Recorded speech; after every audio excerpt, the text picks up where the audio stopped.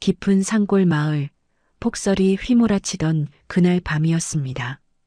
13살 산골 소년이 나무를 하러 갔다가 절벽 아래에서 죽어가는 노인을 발견했죠. 흙과 눈으로 범벅이 된 고급 양복, 차가운 피부, 손목에 반짝이는 비싼 시계, 그리고 저 멀리 사라지는 차량 소리. 이 노인은 분명 누군가에게 버림받은 겁니다. 소년은 떨리는 손으로 노인을 끌어안고 자신의 낡은 외투를 벗어 덮어줬어요. 폐가 터질 듯 헐떡이며 산길을 내려와 헛간으로 데려갔습니다. 얼마 후 노인이 깨어났지만 아무것도 기억하지 못했죠. 멍한 눈으로 주변을 살피던 노인은 소년의 목에 걸린 낡은 펜던트를 보는 순간 온몸이 굳어버렸습니다. 그 문양이 자신의 시계 뒷면과 똑같이 맞물렸기 때문입니다. 대체 이 두 사람 사이에는 어떤 비밀이 숨겨져 있는 걸까요? 사연 시작하기 전에 구독과 좋아요 한번 꼭 눌러주세요. 새벽 5시 태윤의 하루는 어김없이 시작됩니다. 낡은 이불을 걷어내고 일어나 작은 부엌으로 향했죠. 찬장문을 열자 텅 빈 선반만 보였습니다. 어제 남은 보리쌀 한 줌이 전부였어요. 태윤은 한숨을 삼키며 물을 붓고 불을 지폈습니다. 할머니, 일어나셨어요? 방 안에서 기침 소리가 들려왔어요. 태윤은 뜨거운 물 한 대접을 들고 할머니 방으로 들어갔습니다. 70대 할머니는 이불 속에서 몸을 떨고 있었죠. 태윤아, 미안하다. 할미가 자꾸 아프니까 너만 고생이구나. 괜찮아요. 오늘 나무 많이 팔면 약 살 수 있어요. 태윤은 억지로 웃으며 할머니 이불을 덮어드렸습니다. 할머니의 손은 얼음장처럼 차가웠어요. 태윤은 자신의 손으로 할머니 손을 감싸쥐었죠. 마음이 아팠지만 내색할 수 없었습니다. 이 집안에서 돈을 벌 수 있는 사람은 13살 태윤뿐이었으니까요. 아버지 준호는 3년 전 교통사고로 세상을 떠났습니다. 어머니는 태윤이 태어나자마자 집을 나갔고요. 태윤에게 남은 건 병든 할머니와 아버지가 물려준 반쪽짜리 펜던트 뿐이었습니다. 은빛 금속에 새겨진 복잡한 문양, 태윤은 그게 무엇을 의미하는지 몰랐지만 아버지의 마지막 유품이기에 항상 목에 걸고 다녔죠. 아버지, 제가 할머니 잘 모실게요. 걱정 마세요. 태윤은 펜던트를 꼭 쥐며 중얼거렸습니다. 그리고 낡은 도끼와 밧줄을 챙겨 집을 나섰어요. 바깥은 영하 15도, 입김이 하얗게 새어나왔습니다. 눈은 어제부터 내리기 시작해 무릎까지 쌓여 있었죠. 마을 사람들은 태윤을 볼 때마다 혀를 찼어요. 쯧쯧, 저 어린 것이 혼자 나무를 하다니. 할머니도 이제 오래 못 가실 텐데 불쌍해라. 누가 좀 걷어줬으면 좋으련만. 하지만 아무도 나서지 않았습니다. 모두 자기 살기 바빴으니까요. 태윤은 그런 시선들이 익숙했어요. 고개를 숙이고 묵묵히 산길을 올라갔습니다. 2시간을 걸어 산 중턱에 도착했죠. 태윤이 자주 나무를 베는 곳이었어요. 도끼를 들어 나무를 내리치려는 순간 저 멀리서 이상한 소리가 들렸습니다. 부웅. 차 엔진 소리였어요. 이 깊은 산속의 차라니 이상했습니다. 태윤은 도끼를 내려놓고 소리가 나는 쪽으로 조심스럽게 다가갔죠. 눈 쌓인 덤불 사이로 몸을 숨기며 앞을 살폈습니다. 검은색 고급 차량이 보였어요. 문이 열리고 검은 옷을 입은 남자 2명이 내렸습니다. 그들은 뒷좌석에서 누군가를 끌어냈죠. 노인이었어요. 고급 양복을 입은 노인이 비틀거리며 저항했지만 남자들은 거칠게 노인을 절벽 쪽으로 끌고 갔습니다. 제발, 제발 살려주게. 노인의 목소리가 떨리고 있었어요. 하지만 남자들은 대답도 하지 않았습니다. 그저 차갑게 노인을 절벽 가장자리로 밀어붙였죠. 회장님, 이제 끝입니다. 남자 중 하나가 냉정하게 말했어요. 그리고 노인을 밀었습니다. 노인은 비명을 지르며 절벽 아래로 떨어졌죠. 쿵! 둔탁한 소리가 울렸습니다. 태우는 입을 틀어막았어요. 몸이 얼어붙은 것처럼 움직일 수 없었습니다. 남자들은 아래를 내려다보더니 고개를 끄덕이고 차에 올라탔죠. 늙은이가 고집을 부리니까 이렇게 되는 거지. 남자들의 대화가 바람에 실려 들렸어요. 차는 곧 산길을 따라 사라졌습니다. 태우는 한참을 그 자리에 서 있었죠. 머릿속이 하얗게 변했습니다. 사람이 떨어졌어. 살아있을까? 태우는 떨리는 다리를 억지로 움직여 절벽 가장자리로 다가갔어요. 아래를 내려다보니 10m 아래 눈 덮인 바위 사이에 노인이 쓰러져 있었습니다. 움직이지 않았어요. 죽었나? 태우는 가슴이 철렁 내려앉았습니다. 하지만 그때 노인의 손가락이 미세하게 떨렸어요. 살아 있었습니다. 태우는 망설였어요. 내려가야 할까요? 아니면 마을로 돌아가 어른들에게 알려야 할까요?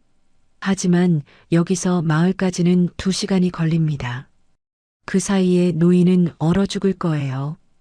게다가 아까 그 남자들이 다시 올지도 몰랐죠. 아버지라면 어떻게 하셨을까? 태우는 목에 걸린 펜던트를 만졌습니다. 아버지 준호가 세상을 떠나기 전에 했던 말이 떠올랐어요. 태우나, 세상에는 나쁜 사람도 많지만 착한 사람도 많단다. 내가 어려운 사람을 봤을 때 외면하지 마라. 도울 수 있으면 도와줘야 한다. 그게 사람이 사람답게 사는 길이야. 태우는 결심했습니다. 밧줄을 나무에 묶고 조심스럽게 절벽을 내려갔죠. 눈이 미끄러워 몇 번이나 넘어질 뻔했지만 간신히 바닥에 도착했습니다. 노인은 흙과 눈으로 범벅이 되어 있었어요. 얼굴에는 상처가 나 있었고 양복은 찢어져 있었습니다. 하지만 손목에 찬 시계만은 여전히 반짝이고 있었죠. 태우는 노인의 코에 손을 대봤어요. 희미하게 숨이 느껴졌습니다. 할아버지, 할아버지. 태윤이 노인을 흔들었지만 노인은 눈을 뜨지 않았어요. 태윤은 자신의 외투를 벗어 노인에게 덮어줬습니다. 영하 15도의 날씨에 외투를 벗으니 추위가 뼛속까지 파고들었죠. 하지만 참아야 했어요. 제발 눈 떠요, 할아버지. 태윤은 노인을 업으려고 했지만 13살 소년의 힘으로는 무리였습니다. 대신 노인의 팔을 잡아 조금씩 끌어올렸죠. 밧줄을 노인의 허리에 묶고 자신도 밧줄을 잡았어요. 그리고 온 힘을 다해 절벽을 올라갔습니다. 손바닥이 찢어지고 무릎이 까졌어요.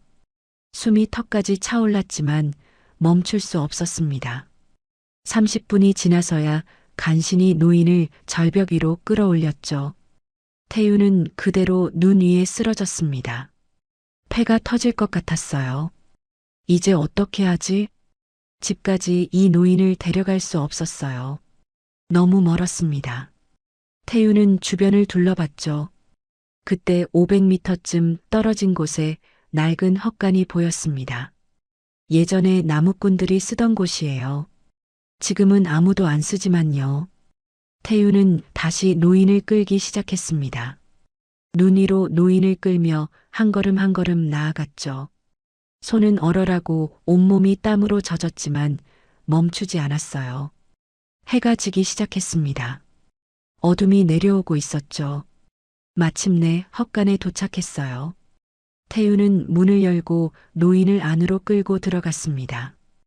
헛간 안에는 먼지만 가득했지만 바람은 막아줄 수 있었죠.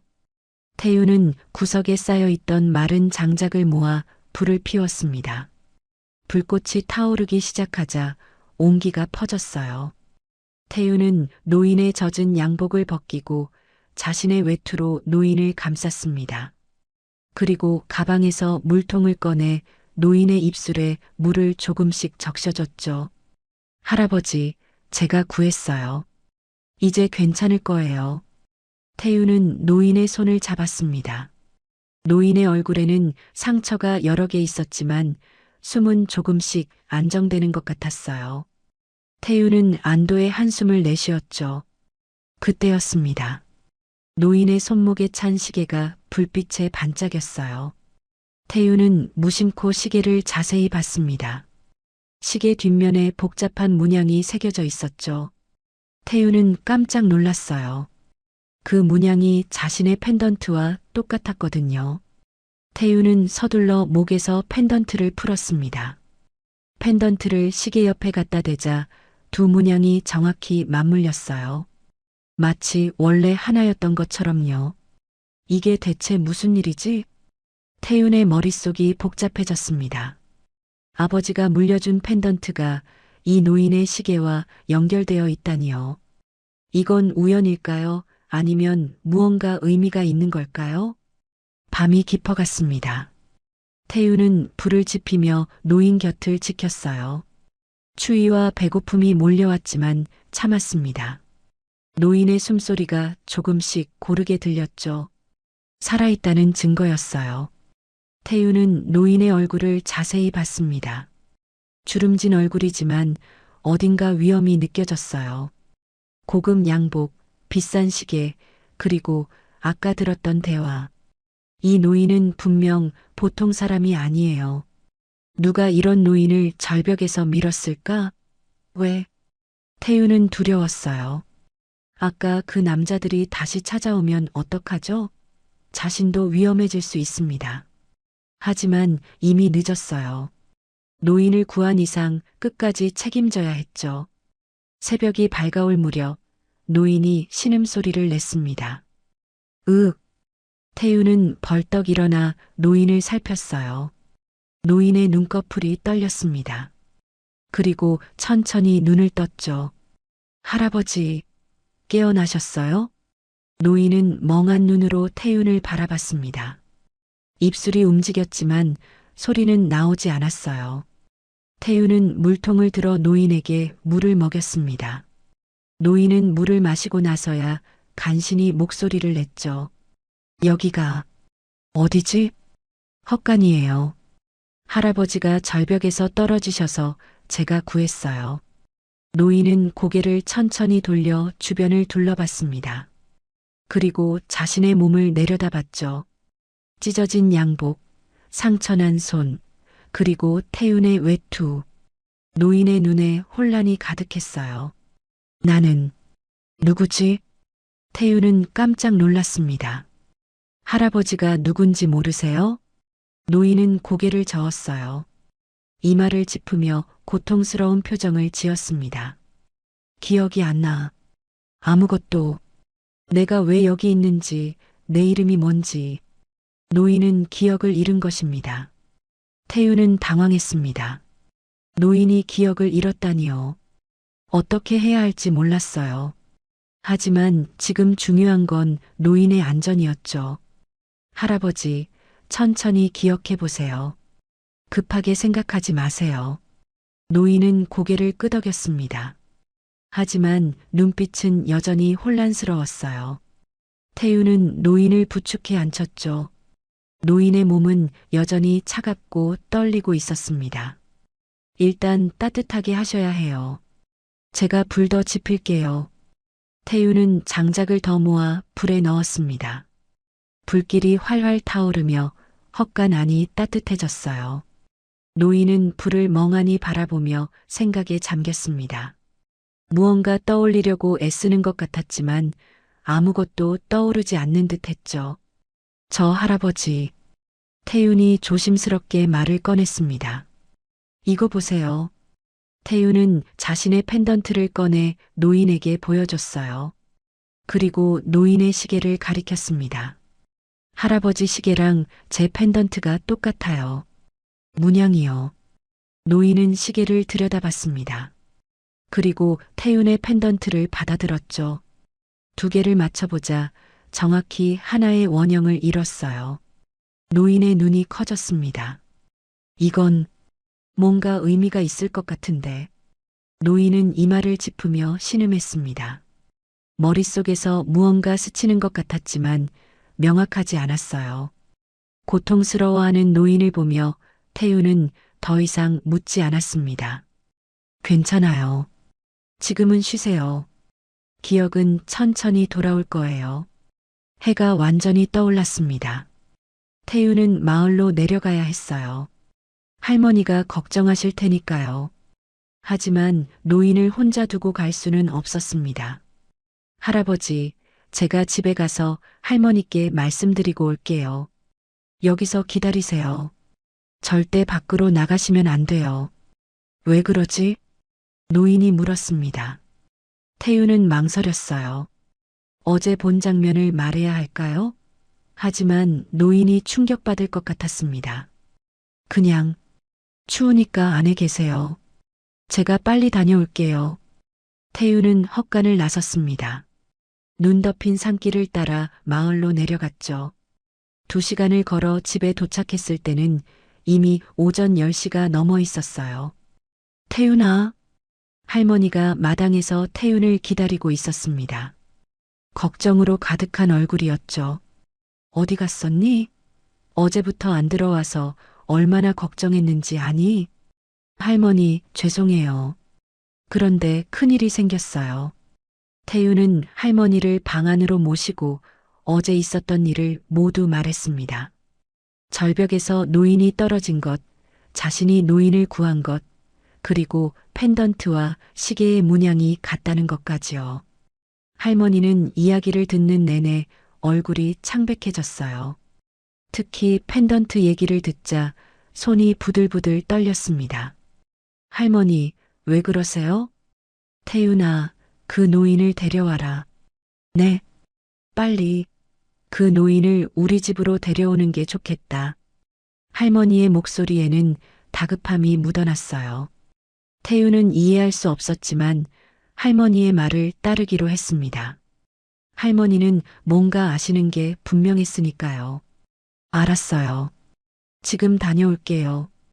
태윤은 집에서 담요와 옷가지를 챙겼습니다.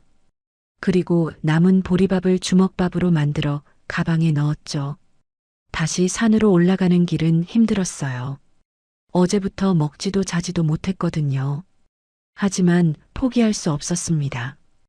헛간에 도착했을 때 노인은 여전히 불 옆에 앉아 있었어요. 태윤을 보자 안도의 표정을 지었습니다. 돌아왔구나. 할아버지, 우리 집으로 가요. 할머니가 오시래요. 집에 괜찮겠나? 할머니가 그러라고 하셨어요. 여기보다는 따뜻하고 안전할 거예요. 태윤은 노인에게 가져온 옷을 입혔습니다. 낡은 점퍼와 바지였지만 찢어진 양복보다는 나았죠. 노인은 옷을 입으며 미안한 표정을 지었어요. 내가 너한테 폐를 끼치는구나. 괜찮아요. 제가 할아버지를 구한 거니까 책임져야죠. 노인은 태윤을 물끄러미 바라봤습니다. 13살밖에 안 된 소년인데 어른보다 의젓했어요. 노인의 눈가가 촉촉해졌습니다. 고맙다, 애야. 2 사람은 산을 내려갔습니다. 노인은 몸이 약해서 자주 쉬어야 했어요. 태윤은 노인을 부축하며 천천히 걸었죠. 해가 기울 무렵 마침내 태윤의 집에 도착했습니다. 작은 통나무 집이었어요. 지붕은 낡았고 벽은 군데군데 금이 가 있었습니다. 하지만 태윤에게는 유일한 보금자리였죠. 할머니 왔어요. 태윤이 문을 열자 할머니가 방에서 나왔습니다. 할머니는 노인을 보자마자 그 자리에 굳어버렸어요. 눈을 크게 뜨고 노인을 빤히 쳐다봤죠. 할머니? 태윤이 이상해서 물었지만 할머니는 대답하지 않았습니다. 그저 노인에게 다가가 떨리는 손으로 노인의 얼굴을 쓰다듬었어요. 어르신, 정말 어르신이신가요? 할머니의 목소리가 떨렸습니다. 노인은 할머니를 보며 고개를 갸우뚱했어요. 저를 아십니까? 모르시는군요. 기억을 잃으셨다면서요? 예, 아무것도 기억나지 않습니다. 할머니는 한숨을 내쉬었어요. 그리고 노인의 손을 잡았습니다. 일단 안으로 들어오세요. 말씀드릴 게 있습니다. 세 사람은 방 안으로 들어갔습니다. 할머니는 차를 끓여 노인에게 건넸죠. 노인은 차를 마시며 할머니를 기다렸어요. 태윤도 궁금해서 가만히 앉아 있었습니다. 어르신, 당신의 이름이 뭔지 아십니까? 아니요. 모릅니다. 할머니는 잠시 망설이다가 입을 열었어요. 당신은 장영철, 한성그룹의 창업주이십니다. 태윤은 깜짝 놀랐습니다. 한성그룹이라면 이 나라에서 손꼽히는 대기업이었어요. 텔레비전에서도 자주 나오는 회사였죠. 그런 회사의 창업주라니요. 노인도 놀란 표정을 지었습니다. 제가 재벌이라는 겁니까? 그렇습니다. 하지만 지금 당신은 위험합니다. 누군가 당신을 죽이려고 했으니까요. 할머니의 말에 노인은 눈을 감았어요. 어제 태윤이 목격한 장면이 사실이었던 겁니다. 누가 저를 죽이려 한 겁니까? 그건 아마도 당신의 가족일 겁니다. 할머니의 말에 방 안이 조용해졌어요. 태윤은 숨소리조차 내지 않았습니다. 노인의 얼굴은 충격으로 일그러졌죠. 제 가족이 저를... 어르신, 당신에게는 두 아들이 있었습니다. 큰아들 재훈과 작은아들 준호. 재훈은 늘 회사를 탐냈고 준호는 착했죠. 하지만 3년 전 준호가 교통사고로 세상을 떠났습니다. 태윤은 깜짝 놀라 할머니를 봤어요. 할머니, 그럼 아버지랑... 그래, 태윤아. 내 아버지 준호는 장영철 회장님의 둘째 아들이었단다. 태윤은 믿을 수 없었습니다. 자신이 재벌가의 손자라니요? 말도 안 됐어요. 하지만 할머니의 얼굴은 진지했습니다. 준호는 회사 경영에 관심이 없었어요. 그래서 이 산골로 내려와 조용히 살았죠. 그리고 태윤을 낳았습니다. 하지만 재훈은 준호마저 위협으로 여겼어요. 그래서 준호를 교통사고로 위장해 죽였습니다. 할머니의 목소리가 떨렸어요. 태윤은 주먹을 불끈 쥐었습니다. 아버지가 사고로 돌아가신 게 아니라 살해당했다니요. 그리고 이제 회장님마저 없애려 한 겁니다. 재훈이 회사를 완전히 차지하려고요. 노인은 고개를 떨구었습니다. 기억은 나지 않지만 자신의 아들이 자신을 죽이려 했다는 사실이 가슴을 찢었어요. 할머니, 그럼 할머니는 누구세요? 태윤이 물었습니다. 할머니는 씁쓸하게 웃었어요. 나는 장영철 회장님의 큰 누나란다. 준호가 죽은 후 너를 보호하려고 이곳에서 함께 살았지. 모든 퍼즐이 맞춰졌습니다. 펜던트와 시계의 문양이 같았던 이유, 할머니가 노인을 보고 놀란 이유, 태윤과 노인은 혈육이었던 겁니다. 할아버지. 태윤은 노인을 바라봤어요. 노인도 태윤을 봤습니다. 두 사람의 눈에서 눈물이 흘러내렸죠. 내가 내 할아버지란 말이지? 네. 노인은 태윤을 끌어안았습니다. 태윤도 노인을 꼭 안았어요. 할머니도 두 사람을 감싸 안았습니다. 세 가족은 한참을 울었죠. 미안하다, 태윤아. 할아버지가 너를 지켜주지 못해서. 아니에요, 할아버지. 이제 제가 할아버지를 지켜드릴게요. 노인은 태윤의 머리를 쓰다듬었습니다. 비록 기억은 없지만 피는 속일 수 없었어요. 이 소년이 자신의 손자라는 걸 가슴으로 느낄 수 있었죠. 어르신, 이제부터 당신은 만수 할아버지입니다. 할머니가 말했어요. 만수? 네, 밖에서는 그렇게 불러야 합니다. 재훈이 당신을 찾고 있을 테니까요. 절대 정체를 들키면 안 됩니다. 노인은 고개를 끄덕였습니다. 이제 자신은 장영철 회장이 아니라 만수 할아버지였어요. 기억 잃은 평범한 노인으로 살아야 했죠. 알겠습니다. 만수, 좋은 이름이네요. 할머니는 저녁을 차렸습니다. 보리밥과 된장찌개, 그리고 김치 몇 조각이 전부였지만 세 사람은 행복하게 식사를 했어요. 만수는 숟가락을 들며 눈시울을 붉혔습니다. 이렇게 따뜻한 밥을 먹어본 게 얼마만인지. 비록 기억은 안 나지만 오랜만인 것 같습니다. 많이 드세요, 할아버지. 태윤이 만수의 그릇에 밥을 더 퍼줬어요. 만수는 고개를 끄덕이며 밥을 먹었습니다. 밥알 하나하나가 소중했어요. 이 소박한 식사가 그 어떤 호화로운 만찬보다 따뜻했죠. 식사를 마치고 세 사람은 방에 둘러앉았습니다. 할머니는 만수에게 말했어요. 당분간 여기서 지내셔야 합니다. 기억이 돌아올 때까지요. 그리고 마을 사람들에게는 먼 친척이라고 하겠습니다. 폐를 끼쳐 죄송합니다. 무슨 말씀을 하십니까? 가족인데요. 할머니는 옛날 사진 한 장을 꺼냈습니다. 낡은 흑백 사진이었어요. 젊은 남자 두 명이 나란히 서 있는 사진이었죠. 이게 어르신과 제 남편입니다. 40년 전 사진이에요. 만수는 사진을 들여다봤습니다.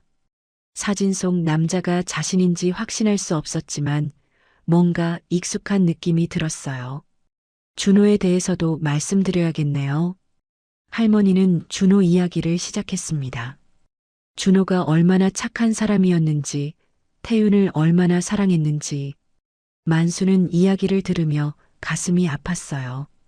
자신의 아들을, 그토록 좋은 아들을 기억하지 못한다는 게 슬펐습니다.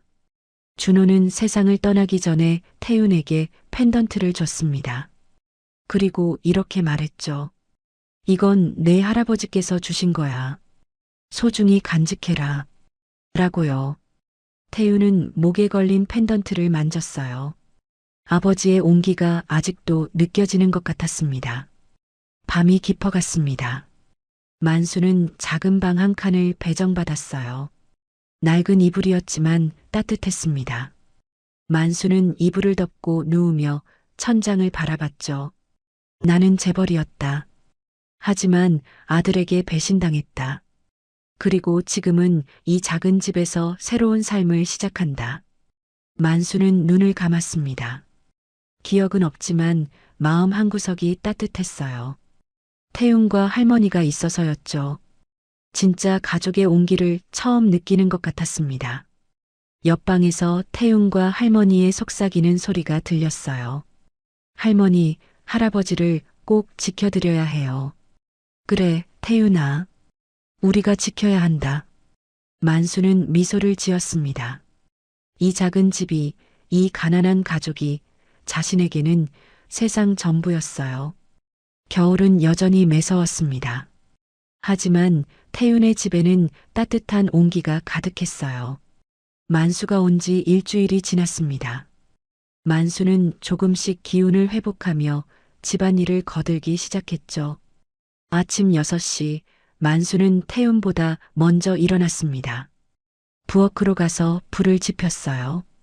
손놀림이 서툴렀지만 차차 익숙해졌죠. 물을 끓이고 보리밥을 안치는 일이 처음에는 어려웠지만 이제는 할만했습니다. 할아버지, 벌써 일어나셨어요? 태윤이 잠에서 깨어 부엌으로 왔습니다. 만수는 돌아보며 웃었어요. 응, 내가 매일 고생하는데 내가 가만히 있을 수 없지. 괜찮은데요? 할아버지는 좀 쉬셔야 해요. 아니다. 나도 이 집 식구니까 일을 해야지. 만수의 목소리는 단호했습니다. 태윤은 할 수 없이 고개를 끄덕였죠. 사실 만수가 도와주니까 일이 훨씬 수월했어요. 아침 식사 후 두 사람은 산으로 올라갔습니다. 장작을 하러 가는 길이었죠. 만수는 도끼를 들고 태윤을 따라갔어요. 눈 덮인 산길은 미끄러웠지만 만수는 넘어지지 않았습니다. 몸이 본능적으로 균형을 잡았어요. 할아버지, 여기서 나무를 베요. 태윤이 가리킨 곳은 굵은 소나무였습니다. 만수는 도끼를 들어 나무를 내리쳤어요. 처음에는 힘이 없었지만 몇 번 하다 보니 요령이 생겼죠. 신기하게도 손놀림이 익숙했습니다. 할아버지, 일 잘하시네요. 그러게 말이다. 내가 예전에 이런 일을 해봤나? 만수는 자신의 손을 내려다봤습니다. 손바닥에 굳은 살이 생기고 있었어요. 이상했습니다. 재벌이었다면 이런 일을 해본 적이 없을 텐데요. 기억이 돌아오면 알게 될 거예요. 두 사람은 오전 내내 나무를 베었습니다. 30개의 장작을 만들었죠. 태유는 장작을 밧줄로 묶어 등에 지었어요. 만수도 똑같이 했습니다. 무거웠지만 참을 만했어요. 이제 마을로 내려가서 팔아요. 두 사람은 산을 내려왔습니다. 마을 입구에 도착하자 사람들이 수군거렸어요. 저 노인이 누구야? 태윤이네 먼 친척이래. 그래도 신기하네. 태윤이네 집에 사람이 더 생기다니. 만수는 시선을 느꼈지만 신경 쓰지 않았습니다. 태윤과 함께 시장으로 갔죠.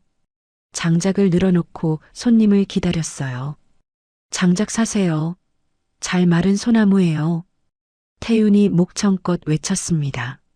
하지만 손님은 잘 오지 않았어요. 추운 날씨에 사람들이 밖에 나오지 않았거든요. 1시간이 지나자 겨우 한 단을 팔았습니다. 2,000원이었죠. 만수는 안타까웠습니다. 이렇게 고생해서 겨우 2,000원이라니요. 태윤은 매일 이런 식으로 돈을 벌었던 겁니다. 태윤아, 힘들었겠구나. 괜찮아요, 할아버지. 익숙해요. 태윤은 웃었지만 만수는 마음이 아팠어요. 13살 소년이 이렇게 살아야 한다니. 자신이 재벌이었다면 손자를 이렇게 고생시키지 않았을 텐데요. 해질 무렵 장작을 모두 팔았습니다. 5,000원을 벌었어요. 태윤은 돈을 세며 기뻐했습니다. 와, 오늘은 많이 벌었어요. 할아버지 덕분이에요. 내가 뭘 했다고. 할아버지가 같이 계시니까 사람들이 더 사주는 것 같아요. 두 사람은 집으로 돌아왔습니다. 할머니는 저녁을 준비하고 계셨어요. 오늘은 감자국이었습니다. 감자 몇 개와 된장으로 끓인 소박한 국이었지만 따뜻했죠. 오늘 5,000원 벌었어요, 할머니. 그래, 잘했구나. 할머니는 태윤의 머리를 쓰다듬었습니다. 만수는 밥을 먹으며 생각에 잠겼어요. 이 가족은 하루하루 힘들게 살아가고 있었습니다. 자신이 뭔가 도와야 했어요. 식사 후 만수는 밖으로 나갔습니다. 마당에 쌓인 눈을 치우기 시작했죠. 삽질을 하는데 몸이 자연스럽게 움직였어요. 마치 예전에 해본 적이 있는 것처럼요. 할아버지, 추운데 들어오세요. 태윤이 나와 말했습니다. 만수는 고개를 저었어요. 조금만 더 할게. 눈을 치워놔야 할머니가 넘어지지 않으시겠지.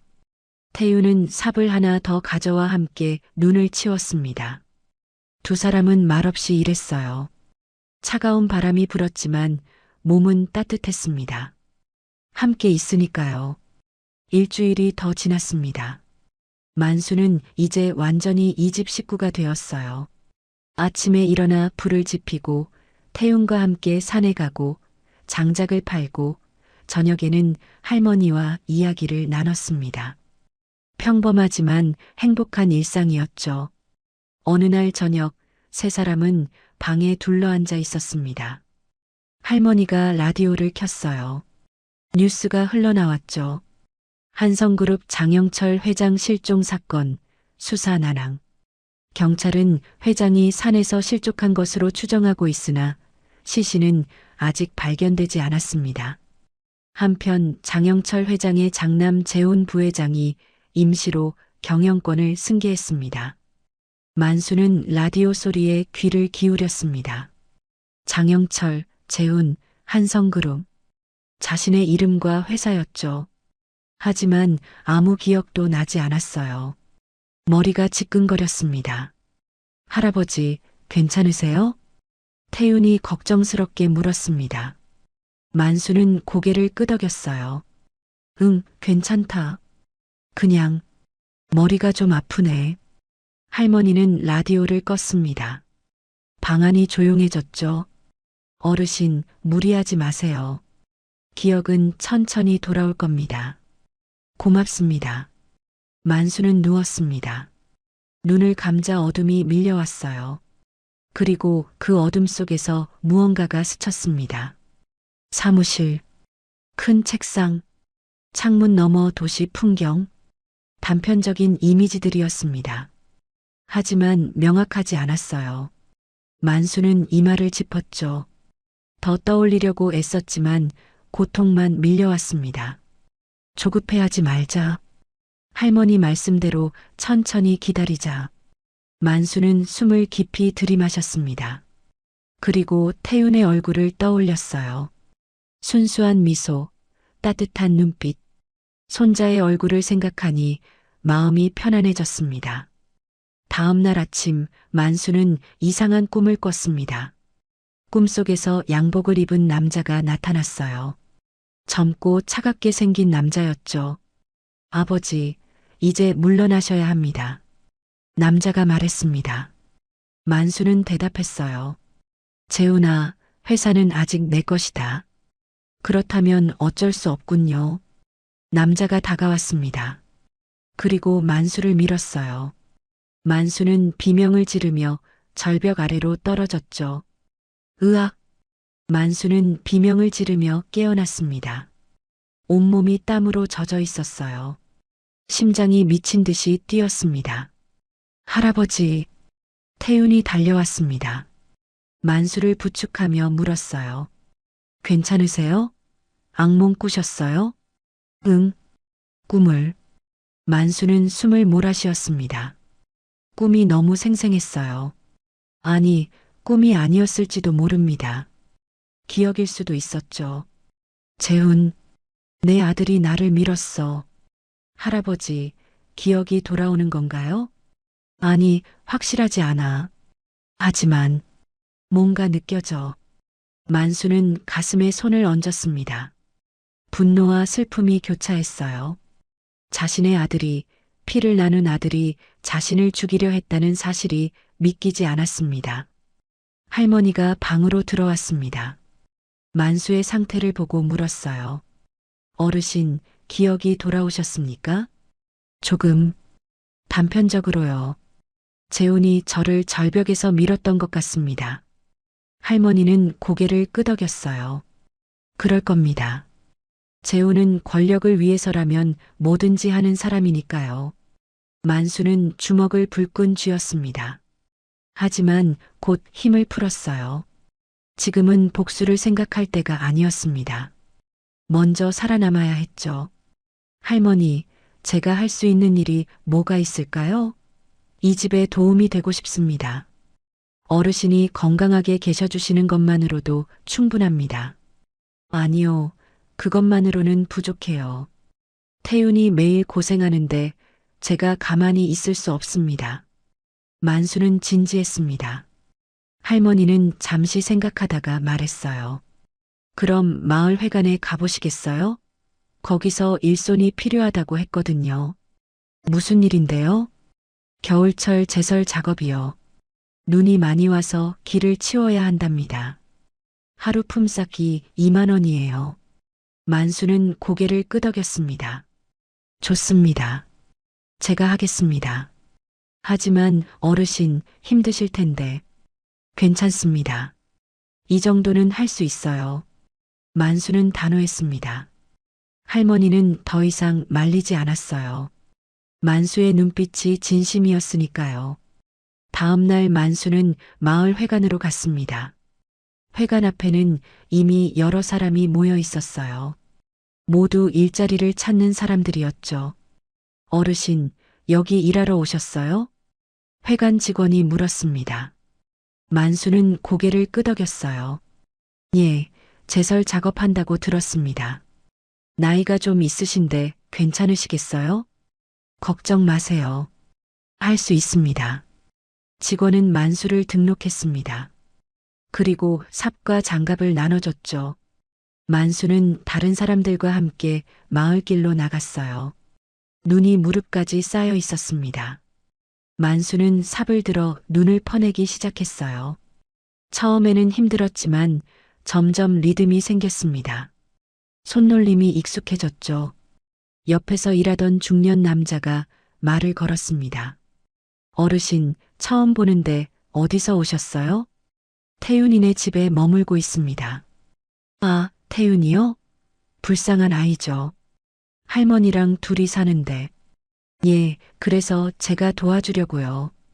잘하셨어요. 태윤이 혼자 고생하는 거 보면 안쓰럽던데. 만수는 미소를 지었습니다. 마을 사람들도 태윤을 걱정하고 있었어요. 따뜻한 사람들이었죠. 오후까지 일했습니다. 만수는 땀을 뻘뻘 흘렸어요. 온몸이 아팠지만 멈추지 않았습니다.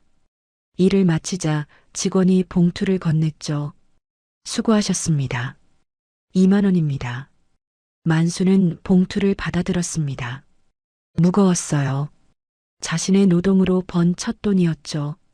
재벌일 때는 수백억 원을 다뤘지만 이 2만 원이 더 소중하게 느껴졌습니다. 집으로 돌아와 태윤에게 돈을 건넸어요. 할아버지, 이게 뭐예요? 오늘 일해서 번 돈이다. 할머니 약 사는데 쓰렴. 태윤은 눈물을 글썽였습니다. 할아버지, 울지 마라. 우리는 가족이잖니. 서로 돕는 게 당연하지. 만수는 태윤을 안아줬습니다. 태윤도 만수를 꼭 안았어요. 할머니는 그 모습을 보며 눈물을 닦았습니다. 그날 저녁 세 사람은 처음으로 고기를 먹었습니다. 만수가 번 돈으로 삼겹살 300g을 샀죠. 작은 불판에 고기를 구웠어요. 기름이 지글지글 끓었습니다. 와, 고기다. 태윤이 눈을 반짝였습니다. 할머니도 기뻐하셨어요. 만수는 고기를 구우며 행복했습니다. 이 작은 순간이 그 어떤 사치스러운 만찬보다 값졌어요. 할아버지, 맛있어요. 그래, 많이 먹어라. 만수는 태윤의 그릇에 고기를 올려줬습니다. 태윤은 행복하게 고기를 먹었죠. 할머니도 드셨어요.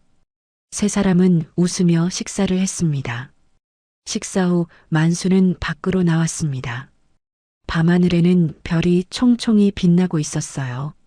만수는 하늘을 올려다봤습니다.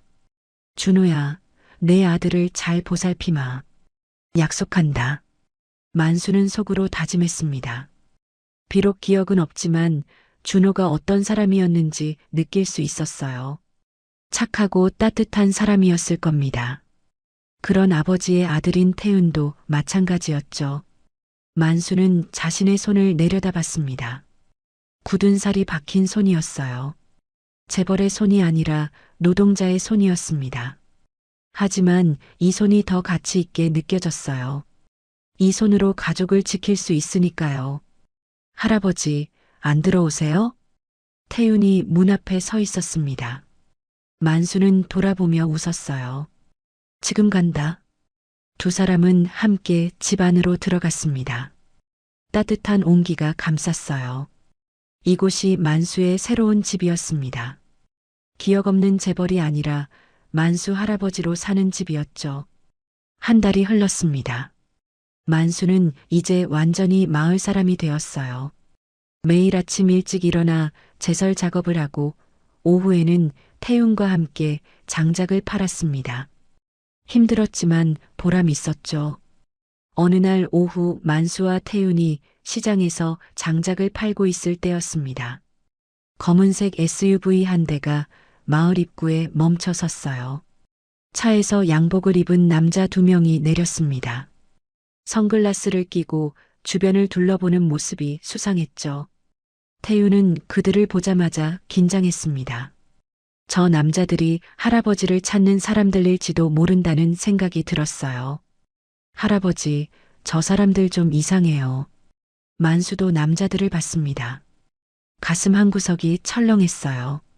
본능적으로 위험을 감지했죠. 태윤아, 조용히 있어라. 시선을 끌면 안 돼. 두 사람은 고개를 숙이고 장작을 정리했습니다. 하지만 남자들은 시장 안으로 들어왔어요. 상인들에게 뭔가를 물어보기 시작했습니다. 실례합니다. 혹시 한 달 전쯤 이 마을에 낯선 노인이 온 적 있습니까? 노인요? 글쎄요. 워낙 사람이 많이 왔다 갔다 해서 60대 후반 고급 옷을 입었을 겁니다. 기억이 없어 보였을 거예요. 상인은 고개를 저었습니다. 그런 사람은 못 봤는데요. 남자들은 다른 상인들에게도 물었습니다. 태윤은 가슴이 쿵쾅거렸어요. 만수는 태윤의 어깨를 가만히 두드렸습니다. 괜찮다. 침착해라. 남자들이 점점 가까이 다가왔습니다. 이제 새 점포만 지나면 태윤과 만수가 있는 곳이었어요. 태윤은 손에 땀이 났습니다. 바로 그때였습니다. 아이고, 태윤아. 옆 가게 아주머니가 큰 소리로 외쳤어요. 장작 좀 더 가져다 줄래? 우리 집 떨어졌거든. 태윤은 깜짝 놀라 아주머니를 봤습니다. 아주머니는 눈빛으로 빨리 가라고 신호를 보냈어요. 태윤은 재빨리 알아챘습니다. 네, 아주머니. 지금 갈게요. 태윤과 만수는 서둘러 장작을 챙겨 자리를 떠났습니다. 뒷골목으로 빠져나가 집으로 향했죠. 뒤를 자꾸 돌아봤지만 다행히 아무도 따라오지 않았습니다. 집에 도착하자 할머니가 마당에 계셨어요. 두 사람의 급한 모습을 보고 놀라셨습니다. 무슨 일이냐? 할머니, 수상한 사람들이 마을에 왔어요. 할아버지를 찾는 것 같았어요. 할머니의 얼굴이 굳어졌습니다. 결국 왔구나. 어서 안으로 들어가거라. 세 사람은 급히 집 안으로 들어갔습니다. 문을 잠그고 커튼을 쳤어요. 할머니는 만수에게 말했습니다. 어르신, 당분간 밖에 나가시면 안 됩니다. 재혼의 부하들이 분명해요. 알겠습니다. 하지만 언제까지 숨어 있을 수는 없지 않습니까? 그래도 지금은 때가 아닙니다. 어르신은 아직 기억도 완전히 돌아오지 않으셨잖아요. 만수는 고개를 끄덕였습니다. 할머니 말이 맞았어요. 지금 나서봤자 아무것도 할 수 없었죠. 그날 밤 만수는 잠을 이룰 수 없었습니다. 창문 밖을 계속 살폈어요. 혹시라도 그 남자들이 찾아올까봐 불안했습니다. 새벽 2시쯤이었을까요? 밖에서 인기척이 들렸습니다. 만수는 벌떡 일어나 창문을 조금 열어 밖을 봤어요. 어둠 속에서 검은 그림자 두 개가 집 주변을 배회하고 있었습니다. 찾아왔다. 만수는 급히 태윤과 할머니를 깨웠습니다. 일어나라. 밖에 사람들이 있다. 태윤과 할머니는 화들짝 놀라 일어났어요. 밖에서 문 두드리는 소리가 들렸습니다. 쿵쿵쿵. 누구 없어요? 마을 이장입니다. 거짓말이었습니다. 이장님 목소리가 아니었어요. 만수는 재빨리 판단했습니다. 뒷문으로 나가자. 세 사람은 조용히 부엌 뒷문으로 향했습니다. 할머니는 담요와 비상 가방을 챙겼어요. 만수는 태윤의 손을 꼭 잡았죠. 조심해서 가자. 소리 내지 마. 뒷문을 열고 밖으로 나왔습니다. 다행히 뒤쪽에는 아무도 없었어요. 세 사람은 뒷산으로 올라가기 시작했습니다. 눈이 쌓여 발자국이 남았지만 어쩔 수 없었죠. 저기요. 거기 서세요. 뒤에서 남자의 목소리가 들렸습니다. 들켰어요. 만수는 할머니와 태윤을 재촉했습니다. 빨리 뛰어라. 세 사람은 산속으로 뛰어들어갔습니다. 나뭇가지가 얼굴을 핥히고 눈이 옷 속으로 들어왔지만 멈출 수 없었어요. 뒤에서 남자들이 쫓아오는 소리가 들렸습니다. 이쪽으로 갔다. 따라가. 만수는 앞장서서 길을 찾았습니다. 이상하게도 산길이 익숙했어요. 어디로 가야 할지 본능적으로 알았습니다. 10분쯤 뛰었을까요? 커다란 바위가 보였어요. 저기 바위 뒤로. 세 사람은 바위 뒤에 몸을 숨겼습니다. 숨을 죽이고 조용히 있었죠. 남자들의 발소리가 가까워졌어요. 어디로 갔지? 이쪽인 것 같은데. 남자들이 바위 근처를 지나갔습니다. 하지만 바위 뒤까지는 살피지 않았어요. 점점 멀어지는 발소리. 세 사람은 안도의 한숨을 내쉬었습니다. 조금만 더 있다가 움직이자 만수가 속삭였습니다. 30분쯤 기다렸을까요? 더 이상 인기척이 들리지 않았어요. 만수는 조심스럽게 고개를 내밀어 주변을 살폈습니다. 괜찮은 것 같다. 가자. 세 사람은 바위 뒤에서 나왔습니다. 하지만 어디로 가야 할까요? 집으로는 돌아갈 수 없었어요. 만수는 주변을 둘러봤습니다. 그때 문득 어떤 장면이 머릿속에 스쳤어요. 저 언덕 너머에 뭔가 있다. 만수는 확신할 수 없었지만 그쪽으로 가기로 했습니다. 저쪽으로 가보자. 할아버지, 확실해요? 응, 느낌이 그래. 세 사람은 언덕을 넘었습니다. 눈 덮인 산길을 1시간쯤 걸었을까요? 낡은 창고 하나가 나타났어요. 오래전에 쓰던 건물인 듯 문은 반쯤 떨어져 있었고 벽은 금이 가 있었습니다. 여기서 잠시 쉬자. 만수가 문을 열고 안으로 들어갔습니다. 창고 안은 먼지투성이었지만 바람은 막아줄 수 있었어요. 구석에 낡은 상자들이 쌓여 있었습니다. 할머니는 바닥에 주저앉으셨어요. 숨이 거칠게 몰아쉬었습니다. 나이가 있으셔서 힘드셨던 거죠. 할머니, 괜찮으세요? 태윤이 걱정스럽게 물었습니다. 할머니는 손을 흔들었어요. 괜찮다. 좀 쉬면 돼. 만수는 창고 안을 살폈습니다. 뭔가 익숙한 느낌이 들었어요. 이곳에 와본 적이 있는 것 같았습니다. 구석에 쌓인 상자들을 들여다봤죠. 상자 하나를 열자 서류들이 가득 들어 있었습니다. 만수는 서류를 꺼내 펼쳤어요. 한성그룹 관련 문서들이었습니다.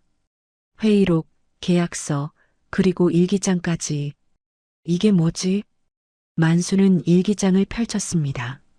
첫 페이지에 이름이 적혀 있었어요. 장영철의 일기. 만수의 심장이 뛰기 시작했습니다. 이건 자신의 일기였어요. 떨리는 손으로 페이지를 넘겼습니다.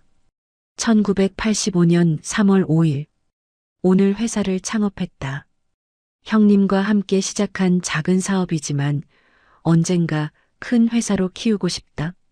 1992년 7월 20일. 재훈이가 태어났다. 큰아들이다. 이 아이가 훌륭하게 자라길 바란다. 2000년 2월 15일. 준호가 태어났다. 작은아들이다. 재훈이와는 다르게 순하고 착하다. 두 아들이 사이좋게 자라면 좋겠다. 만수는 일기를 읽으며 눈물이 났습니다. 자신의 과거가 조금씩 되살아나는 것 같았어요. 회사를 키우던 시절, 아들들이 어렸을 때 행복했던 순간들. 하지만 일기는 점점 어두워졌습니다. 2015년 8월 10일. 재훈이 변했다. 돈과 권력에만 관심 있다. 준호는 회사 일에 관심 없고 내가 뭘 잘못한 걸까? 2018년 3월 25일. 재훈이 불법 거래를 했다는 제보를 받았다. 믿고 싶지 않지만 증거가 있다. 어떻게 해야 하나? 2021년 4월 3일. 준호가 교통사고로 죽었다.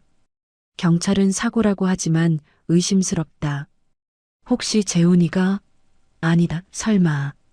만수는 고개를 들었습니다. 준호가 죽은 게 사고가 아니었던 거예요. 재훈이 죽인 겁니다. 만수의 손이 부들부들 떨렸어요. 그 자식이. 분노가 치밀어 올랐습니다. 하지만 동시에 슬픔도 밀려왔어요. 자신의 아들이 동생을 죽이고 아버지마저 죽이려 했다니. 이보다 더한 배신이 어디 있을까요? 만수는 계속 일기를 읽었습니다. 마지막 장에는 이렇게 적혀 있었어요. 2024년 1월 10일. 재훈이 나를 제거하려 한다는 첩보를 받았다. 이제 내 목숨도 얼마 남지 않은 것 같다. 만약 내가 죽는다면 이 일기가 증거가 될 것이다. 준호야, 미안하다. 형을 제대로 막지 못한 아버지를 용서해다오. 만수는 일기를 덮었습니다. 모든 기억이 돌아왔어요. 회사를 창업하던 날, 아들들이 태어나던 날, 준호가 죽던 날, 그리고 재훈에게 배신당하고 절벽에서 떨어지던 그날까지 기억이 돌아왔습니다. 만수는 할머니를 봤습니다. 할머니는 눈물을 흘리고 계셨어요. 영철아, 누나. 두 사람은 서로를 껴안았습니다. 50년을 함께 살아온 남매였어요. 준호가 죽고 태윤을 보호하기 위해 산골로 숨어들었던 할머니, 그리고 모든 걸 잃고 손자에게 구원받은 만수. 할아버지, 다 기억하셨어요? 태윤이 물었습니다. 만수는 고개를 끄덕였어요. 응, 다 기억했다. 만수는 태윤을 끌어안았습니다. 태윤아, 내 아버지는 정말 훌륭한 사람이었단다. 나보다 훨씬 더 훌륭한 사람이었어. 그리고 너는 그런 아버지의 아들이야. 내가 얼마나 자랑스러운지 모른다. 태윤은 할아버지 품에 안겨 울었습니다. 만수도 울었어요. 할머니도 울었습니다. 세 가족은 낡은 창고 안에서 한참을 울었죠. 울음이 그치고 나자 만수는 상자를 더 뒤졌습니다. 서류들이 가득했어요. 재훈의 불법 거래 증거, 배임 증거, 그리고 준호를 죽인 증거까지. 이것들이면 재훈을 잡을 수 있습니다. 만수는 서류들을 챙겼습니다.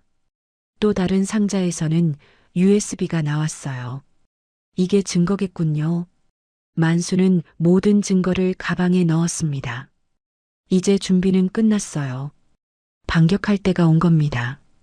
누나, 태윤아. 이제 더 이상 도망 다니지 않을 거예요. 재훈에게 맞설 거야. 하지만 위험해요, 할아버지. 알고 있다. 하지만 더 이상 미룰 수 없어. 재훈을 그대로 두면 더 많은 사람이 다칠 거야. 할머니는 만수의 손을 잡았습니다. 영철아, 조심해라. 재훈은 뭐든지 하는 놈이야. 걱정 마세요, 누나. 이번에는 제대로 준비했습니다. 만수는 창문 밖을 봤습니다. 동이 트기 시작했어요. 새로운 날이 밝아오고 있었습니다. 만수에게도 새로운 시작이었죠. 자, 이제 산을 내려가자. 겨울이 끝나가고 있어. 세 사람은 창고를 나섰습니다. 눈이 녹기 시작하고 있었어요. 봄이 오고 있었습니다. 겨울이 끝나갈 무렵이었습니다. 세 사람은 창고에서 이틀을 보냈어요. 만수는 그 시간 동안 모든 서류를 꼼꼼히 확인했습니다. 재훈의 범죄 증거들이 명확했죠. 배임, 횡령, 그리고 살인 교사까지. 이 정도면 충분합니다. 만수는 서류를 정리하며 말했습니다. 할머니는 걱정스러운 얼굴로 물었어요. 영철아, 정말 괜찮겠니? 재훈은 이미 회사를 장악했을 거야. 알고 있습니다. 하지만 이 증거들이 있으면 법적으로 맞설 수 있어요. 그리고 제게는 아직 믿을 만한 사람들이 남아있을 겁니다. 만수는 회사의 법무팀장 이성민을 떠올렸습니다. 20년 넘게 함께 일한 동료였죠. 그는 정직하고 원칙을 지키는 사람이었어요. 재훈의 편이 되지 않았을 겁니다. 법무팀장 이성민, 그는 제 편일 거예요. 그리고 회계팀에도 몇 명 있을 겁니다. 어떻게 연락할 건데요? 태윤이 물었습니다. 만수는 잠시 생각했어요. 일단 산을 내려가야 합니다. 마을에 공중전화가 있죠. 거기서 연락하겠습니다. 하지만 재훈의 부하들이 마을을 감시하고 있을 텐데요. 밤에 움직이면 됩니다. 그날 밤 세 사람은 창고를 나섰습니다. 달빛만이 길을 비췄어요. 조심스럽게 산을 내려갔습니다. 2시간쯤 걸려 마을 외곽에 도착했죠. 여기서 기다려라. 내가 다녀올게. 만수는 혼자 마을 안으로 들어갔습니다. 어둠 속에 몸을 숨기며 골목을 따라 걸었어요. 공중전화 부스가 보였습니다. 주변을 살피고 재빨리 부스 안으로 들어갔죠. 동전을 넣고 번호를 눌렀습니다. 이성민의 휴대전화 번호였어요. 신호음이 울렸습니다. 여보세요? 익숙한 목소리였습니다. 만수는 잠시 망설였어요. 40년 동안 쌓아온 목소리가 나올까요? 성민이 나야. 누구십니까? 장영철이야. 전화기 너머로 숨막히는 침묵이 흘렀습니다. 이성민이 떨리는 목소리로 말했어요. 회장님, 회장님이십니까? 정말이십니까? 그래, 나다. 살아있어. 어떻게? 모두가 돌아가셨다고. 재훈이 나를 죽이려 했지. 하지만 살아남았어. 성민아, 내가 필요해. 말씀만 하십시오, 회장님. 지금 회사 상황이 어떤가? 이성민은 한숨을 내쉬었습니다. 최악입니다. 재훈 부회장이 모든 권한을 장악했어요. 이사회도 장악했고 경영진도 자기 사람들로 채웠습니다. 반대하는 사람들은 모두 쫓아냈죠. 예상했던 일이군. 하지만 나는 증거를 가지고 있어. 재훈의 모든 범죄를 입증할 수 있는 증거들이야. 정말입니까? 그래. 배임, 횡령, 그리고 준호를 죽인 증거까지. 이성민의 목소리가 격앙되었습니다. 준호 이사님을 정말 재훈 부회장이 죽였습니까? 그래. 증거가 있어. 성민아, 나를 도와줄 수 있겠나? 물론입니다, 회장님. 무엇을 하면 되겠습니까? 먼저 믿을 만한 기자를 찾아줘. 방송국이나 신문사, 어디든 좋아. 진실을 세상에 알려야 해. 알겠습니다. 제가 아는 기자가 한 명 있습니다. 정의감이 강한 사람이에요. 좋아. 그리고 수사관도 필요해. 경찰이나 검찰, 믿을 만한 사람. 경제범죄 전담 검사가 한 명 있습니다. 강직한 사람이죠. 제가 연락해 보겠습니다.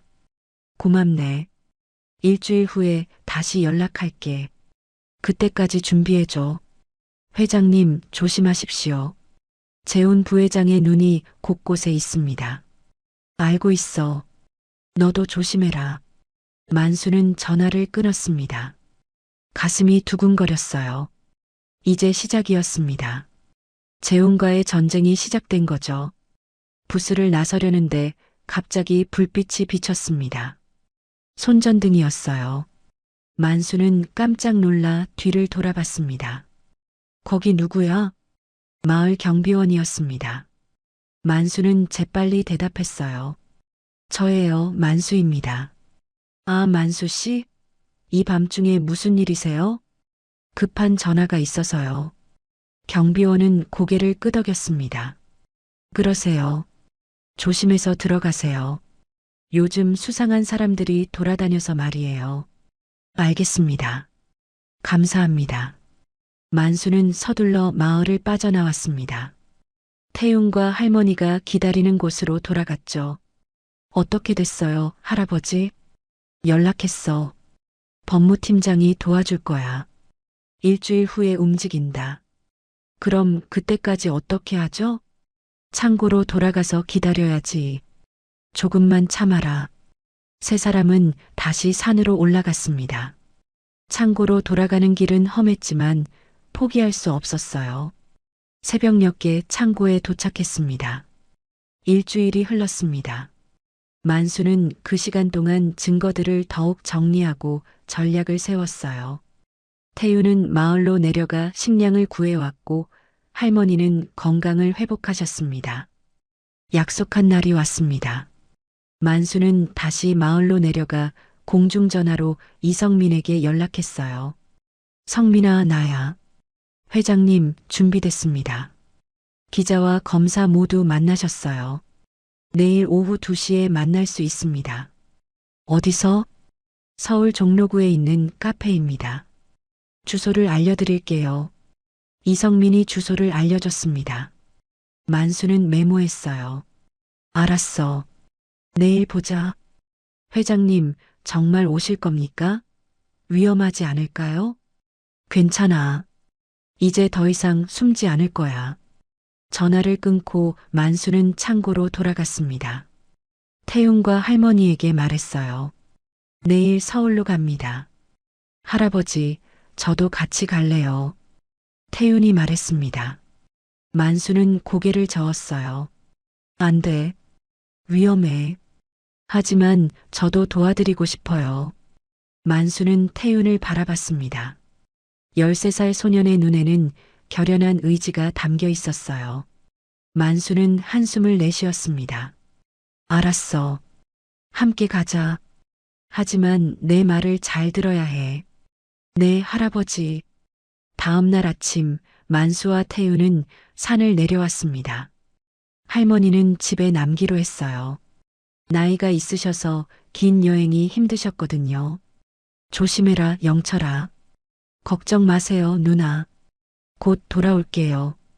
두 사람은 버스를 타고 서울로 향했습니다. 5시간이 걸렸어요. 창밖으로 풍경이 스쳐 지나갔습니다. 산골 마을에서 도시로 만수에게는 다른 세상으로 가는 것 같았어요. 서울에 도착했습니다. 빌딩들이 하늘을 찔렀고 사람들이 바쁘게 오갔죠. 태유는 눈이 휘둥그레졌어요. 와, 정말 크다. 처음이지? 네, 서울은 처음이에요. 만수는 태윤의 손을 잡았습니다. 사람들 사이에서 길을 잃지 않도록요. 지하철을 타고 종로구로 갔어요. 약속 장소인 카페에 도착했습니다. 카페 안으로 들어가자 이성민이 보였습니다. 50대 중반의 남자였어요. 안경을 쓰고 양복을 입은 모습이 여전했죠. 옆에는 젊은 여자와 중년 남자가 앉아 있었습니다. 회장님, 이성민이 일어나 만수에게 인사했습니다. 눈물을 글썽이며 말했어요. 정말 살아계셨군요. 그래, 성민아. 고생 많았네. 두 사람은 악수했습니다. 이성민은 옆 사람들을 소개했어요. 이쪽은 방송국 기자 한지영 씨입니다. 그리고 이쪽은 검찰청 김태수 검사님이십니다. 만수는 두 사람과 악수했습니다. 만나서 반갑습니다.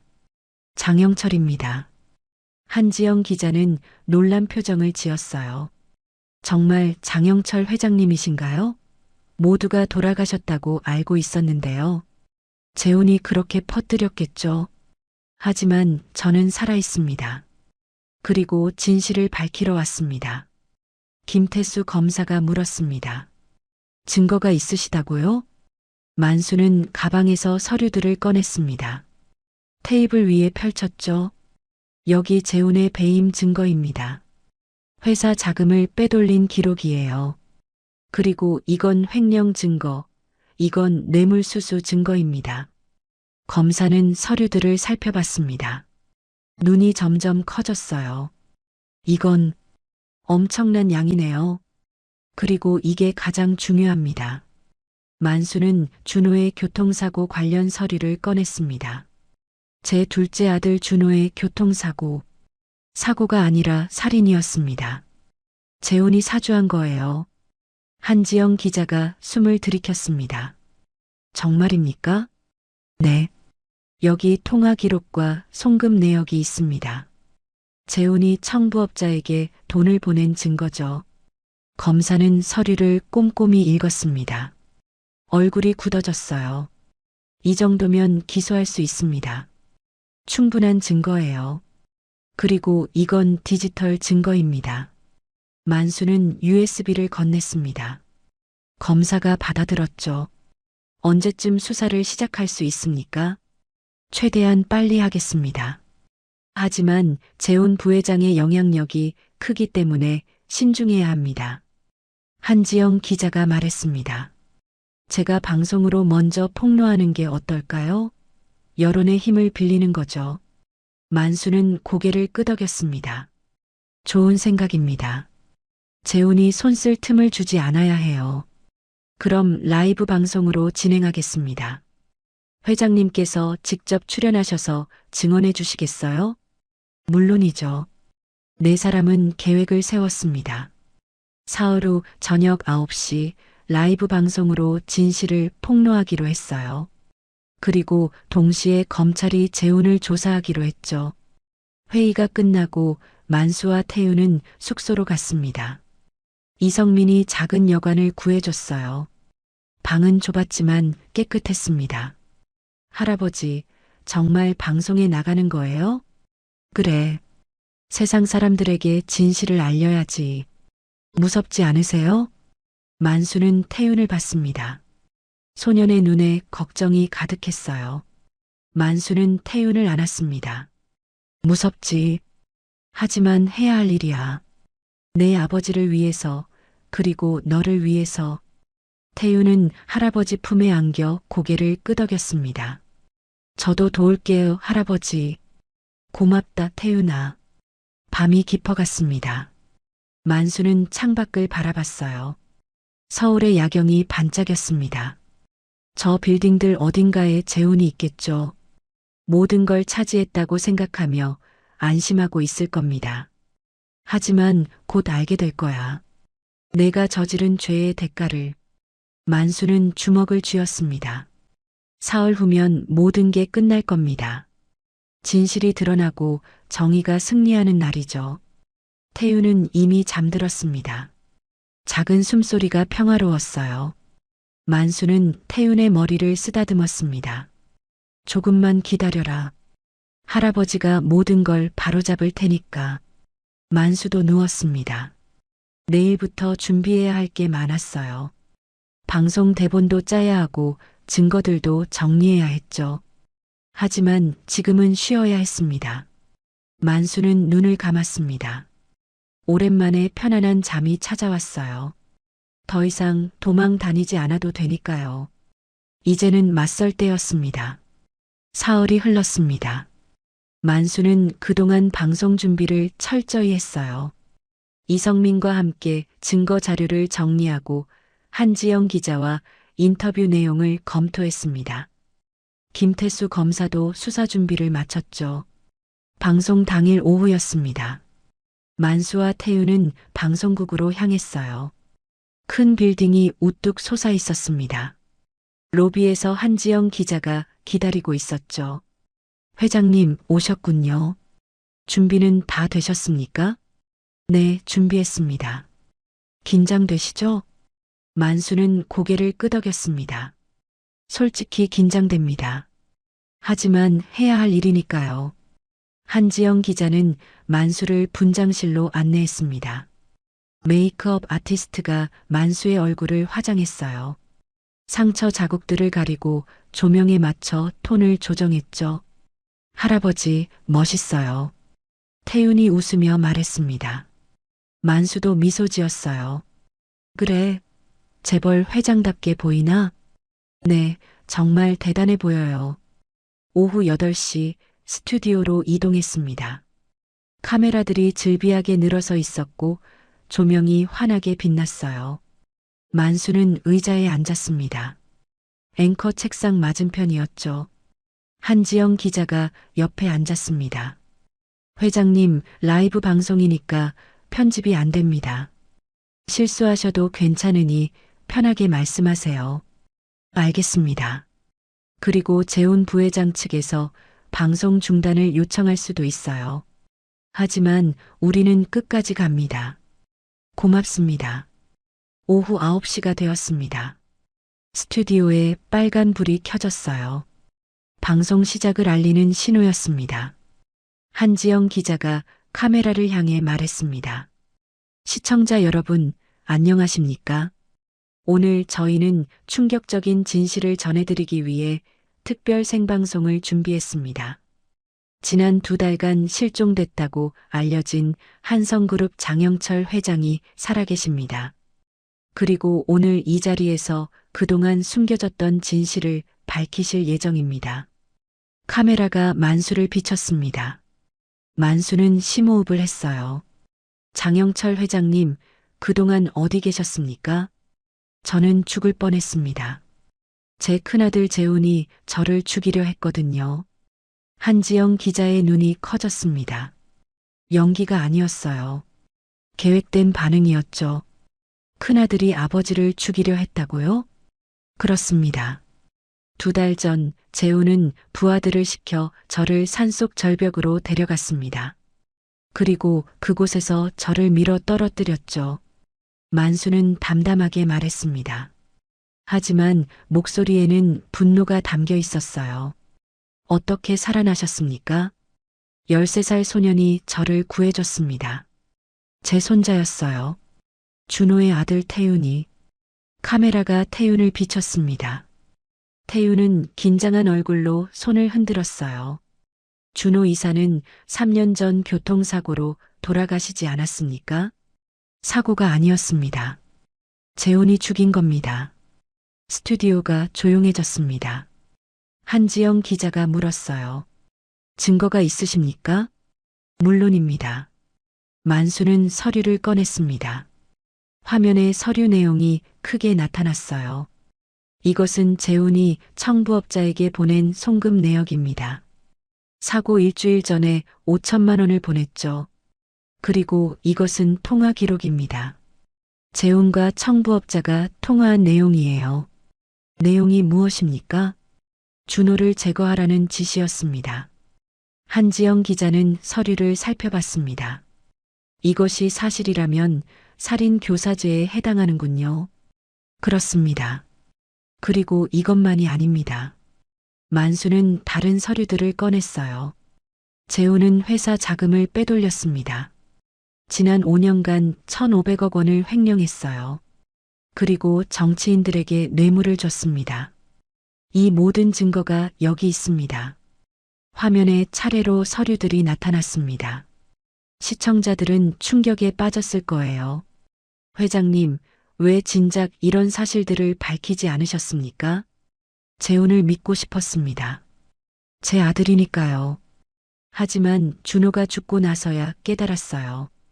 재훈은 제가 생각했던 아들이 아니었습니다. 만수의 목소리가 떨렸습니다. 슬픔과 분노가 섞인 목소리였어요. 재훈은 권력을 위해서라면 뭐든지 했습니다. 동생을 죽이고 아버지마저 죽이려 했죠. 더 이상 이런 사람이 회사를 경영하게 둘 수 없습니다. 바로 그때였습니다. 스튜디오 문이 벌컥 열렸어요. 양복을 입은 남자들이 들어왔습니다. 앞에 선 사람은 40대 중반의 남자였죠. 날카로운 눈빛, 차가운 표정. 재훈이었습니다. 아버지, 재훈이 소리쳤습니다. 만수는 재훈을 똑바로 봤어요. 재훈아, 지금 무슨 짓을 하시는 겁니까? 거짓말로 저를 모함하시는 거예요? 거짓말? 증거가 다 있는데도? 재훈은 카메라를 향해 말했습니다. 여러분, 속지 마십시오. 우리 아버지는 치매에 걸리셨어요. 정신이 온전하지 않으십니다. 치매라고? 만수가 비웃었습니다. 내가 나를 절벽에서 밀었을 때는 멀쩡했는데 저는 그런 적 없습니다. 거짓말하지 마라. 내가 한 말 다 기억한다. 아버지, 이제 물러나셔야 합니다라고 했지. 그리고 나를 밀었어. 재훈의 얼굴이 창백해졌습니다. 하지만 금방 표정을 바로잡았어요. 증거가 어디 있습니까? 아무것도 없잖아요. 여기 있다. 만수는 USB를 들어 올렸습니다. 내가 사무실에서 부하들과 나눈 대화가 녹음되어 있어. 회장을 제거해라. 깨끗하게 처리해라. 내 목소리야. 재훈은 당황했습니다. 뒤로 물러서려 했지만 이미 늦었어요. 스튜디오 문이 다시 열렸습니다. 김태수 검사와 경찰들이 들어왔죠. 장재훈 씨 살인 교사 혐의로 체포합니다. 경찰이 재훈에게 수갑을 채웠습니다. 재훈은 발버둥 쳤어요. 이건 음모입니다. 놔주세요. 조용히 하십시오. 당신에게는 변호인을 선임할 권리가 있습니다. 경찰들이 재훈을 끌고 나갔습니다. 재훈은 만수를 노려봤어요. 아버지, 후회하실 겁니다. 내가 후회할 건 너를 제대로 키우지 못한 것뿐이다. 만수는 차갑게 대답했습니다. 재훈은 끌려나갔죠. 스튜디오가 다시 조용해졌습니다. 한지영 기자가 말했습니다. 시청자 여러분, 방금 역사적인 순간을 목격하셨습니다. 한성그룹 장재훈 부회장이 현장에서 체포되었습니다.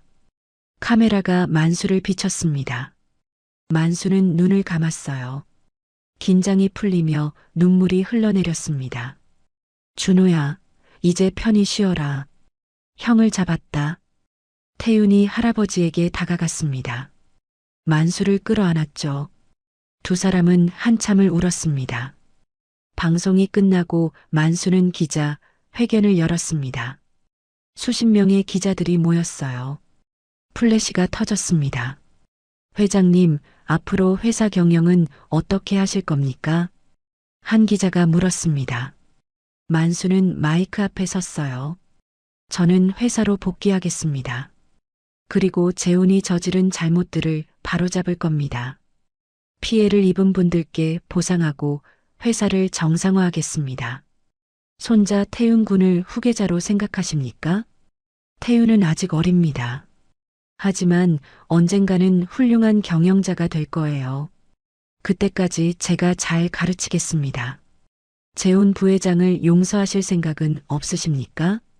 만수는 잠시 침묵했습니다. 그리고 천천히 말했어요. 용서는 쉽지 않습니다. 제 아들이지만 동생을 죽이고 아버지를 죽이려 했어요. 하지만 법이 판단할 겁니다. 저는 그 결과를 따르겠습니다. 기자 회견이 끝났습니다. 만수와 태윤은 숙소로 돌아왔어요. 이성민이 함께였습니다. 회장님, 수고하셨습니다. 성민아, 고생 많았네. 아닙니다. 제가 해야 할 일을 했을 뿐입니다. 이성민은 서류 몇 장을 건넸습니다. 이사회에서 회장님의 복귀를 승인했습니다. 내일부터 다시 경영하실 수 있어요. 고맙네. 할 일이 많겠군. 네. 재훈 부회장이 엉망으로 만들어놨습니다. 정리하는데 시간이 걸릴 거예요. 천천히 하면 되지. 서두를 필요 없어. 이성민이 돌아가고 만수와 태윤만 남았습니다. 태윤이 물었어요. 할아버지, 이제 산골에는 안 가는 거예요? 만수는 태윤을 봤습니다. 가야지. 할머니가 기다리고 계시잖니. 하지만 할아버지는 회사 일이 있잖아요. 회사 일은 평일에 하고 주말에는 산골에 가면 되지. 할머니랑 너를 두고 어떻게 가겠니? 태윤은 환하게 웃었습니다. 정말요? 같이 살 수 있어요? 당연하지. 우리는 가족이야. 만수는 태윤을 안았습니다. 태윤도 할아버지를 꼭 안았어요. 할아버지 사랑해요. 나도 사랑한다, 태윤아. 그날 밤 뉴스는 온통 한성그룹 이야기로 가득했습니다. 장영철 회장의 극적인 생환, 재훈 부회장의 체포, 그리고 충격적인 진실들. 전국이 들썩였어요. 재훈은 구치소에 수감됐습니다. 변호인을 선임했지만 증거가 너무 명확했어요. 변명의 여지가 없었죠. 일주일 후 첫 공판이 열렸습니다. 만수는 증인으로 출석했어요. 법정에서 재훈과 마주쳤습니다. 재훈은 수감복을 입고 수갑을 찬 채 앉아 있었죠. 증인, 피고인이 당신을 살해하려 했다는 게 사실입니까? 검사가 물었습니다. 만수는 고개를 끄덕였어요. 사실입니다. 제 아들 재훈이 부하들을 시켜 저를 절벽에서 밀어 떨어뜨렸습니다. 그 이유가 무엇입니까? 회사를 차지하기 위해서였습니다. 저를 제거하고 혼자 경영권을 가지려 했죠. 재판장이 재훈을 받습니다. 피고인, 할 말이 있습니까? 재훈은 고개를 숙였습니다. 한참을 침묵하다가 입을 열었어요. 죄송합니다. 작은 목소리였습니다. 만수는 재훈을 봤어요. 아들의 모습이 초라했습니다.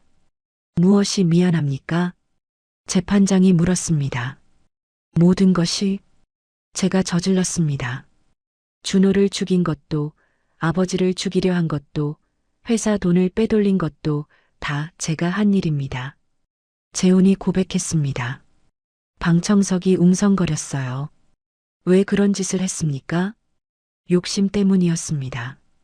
권력이 갖고 싶었어요. 그래서 형제도 아버지도 안중에 없었습니다. 재훈은 고개를 들어 만수를 봤습니다. 눈에 눈물이 고여 있었어요. 아버지, 죄송합니다. 용서를 구할 자격도 없는 걸 압니다. 하지만 정말 미안합니다. 만수는 아무 말도 하지 않았습니다. 그저 재훈을 바라볼 뿐이었어요. 가슴이 아팠습니다. 저 사람이 자신의 아들이라는 게 믿기지 않았죠. 재판은 석 달간 진행됐습니다. 증거가 명확했기 때문에 결론은 빨랐어요. 재훈은 살인 교사, 살인 미수, 횡령, 배임 등 모든 혐의에서 유죄 판결을 받았습니다. 피고인 장재훈에게 징역 30년을 선고합니다. 재판장이 선고했습니다. 재훈은 아무 말도 하지 않았어요. 그저 고개를 숙인 채 법정을 떠났습니다. 만수는 법정 밖으로 나왔습니다. 태윤이 기다리고 있었어요. 할아버지, 응, 괜찮으세요?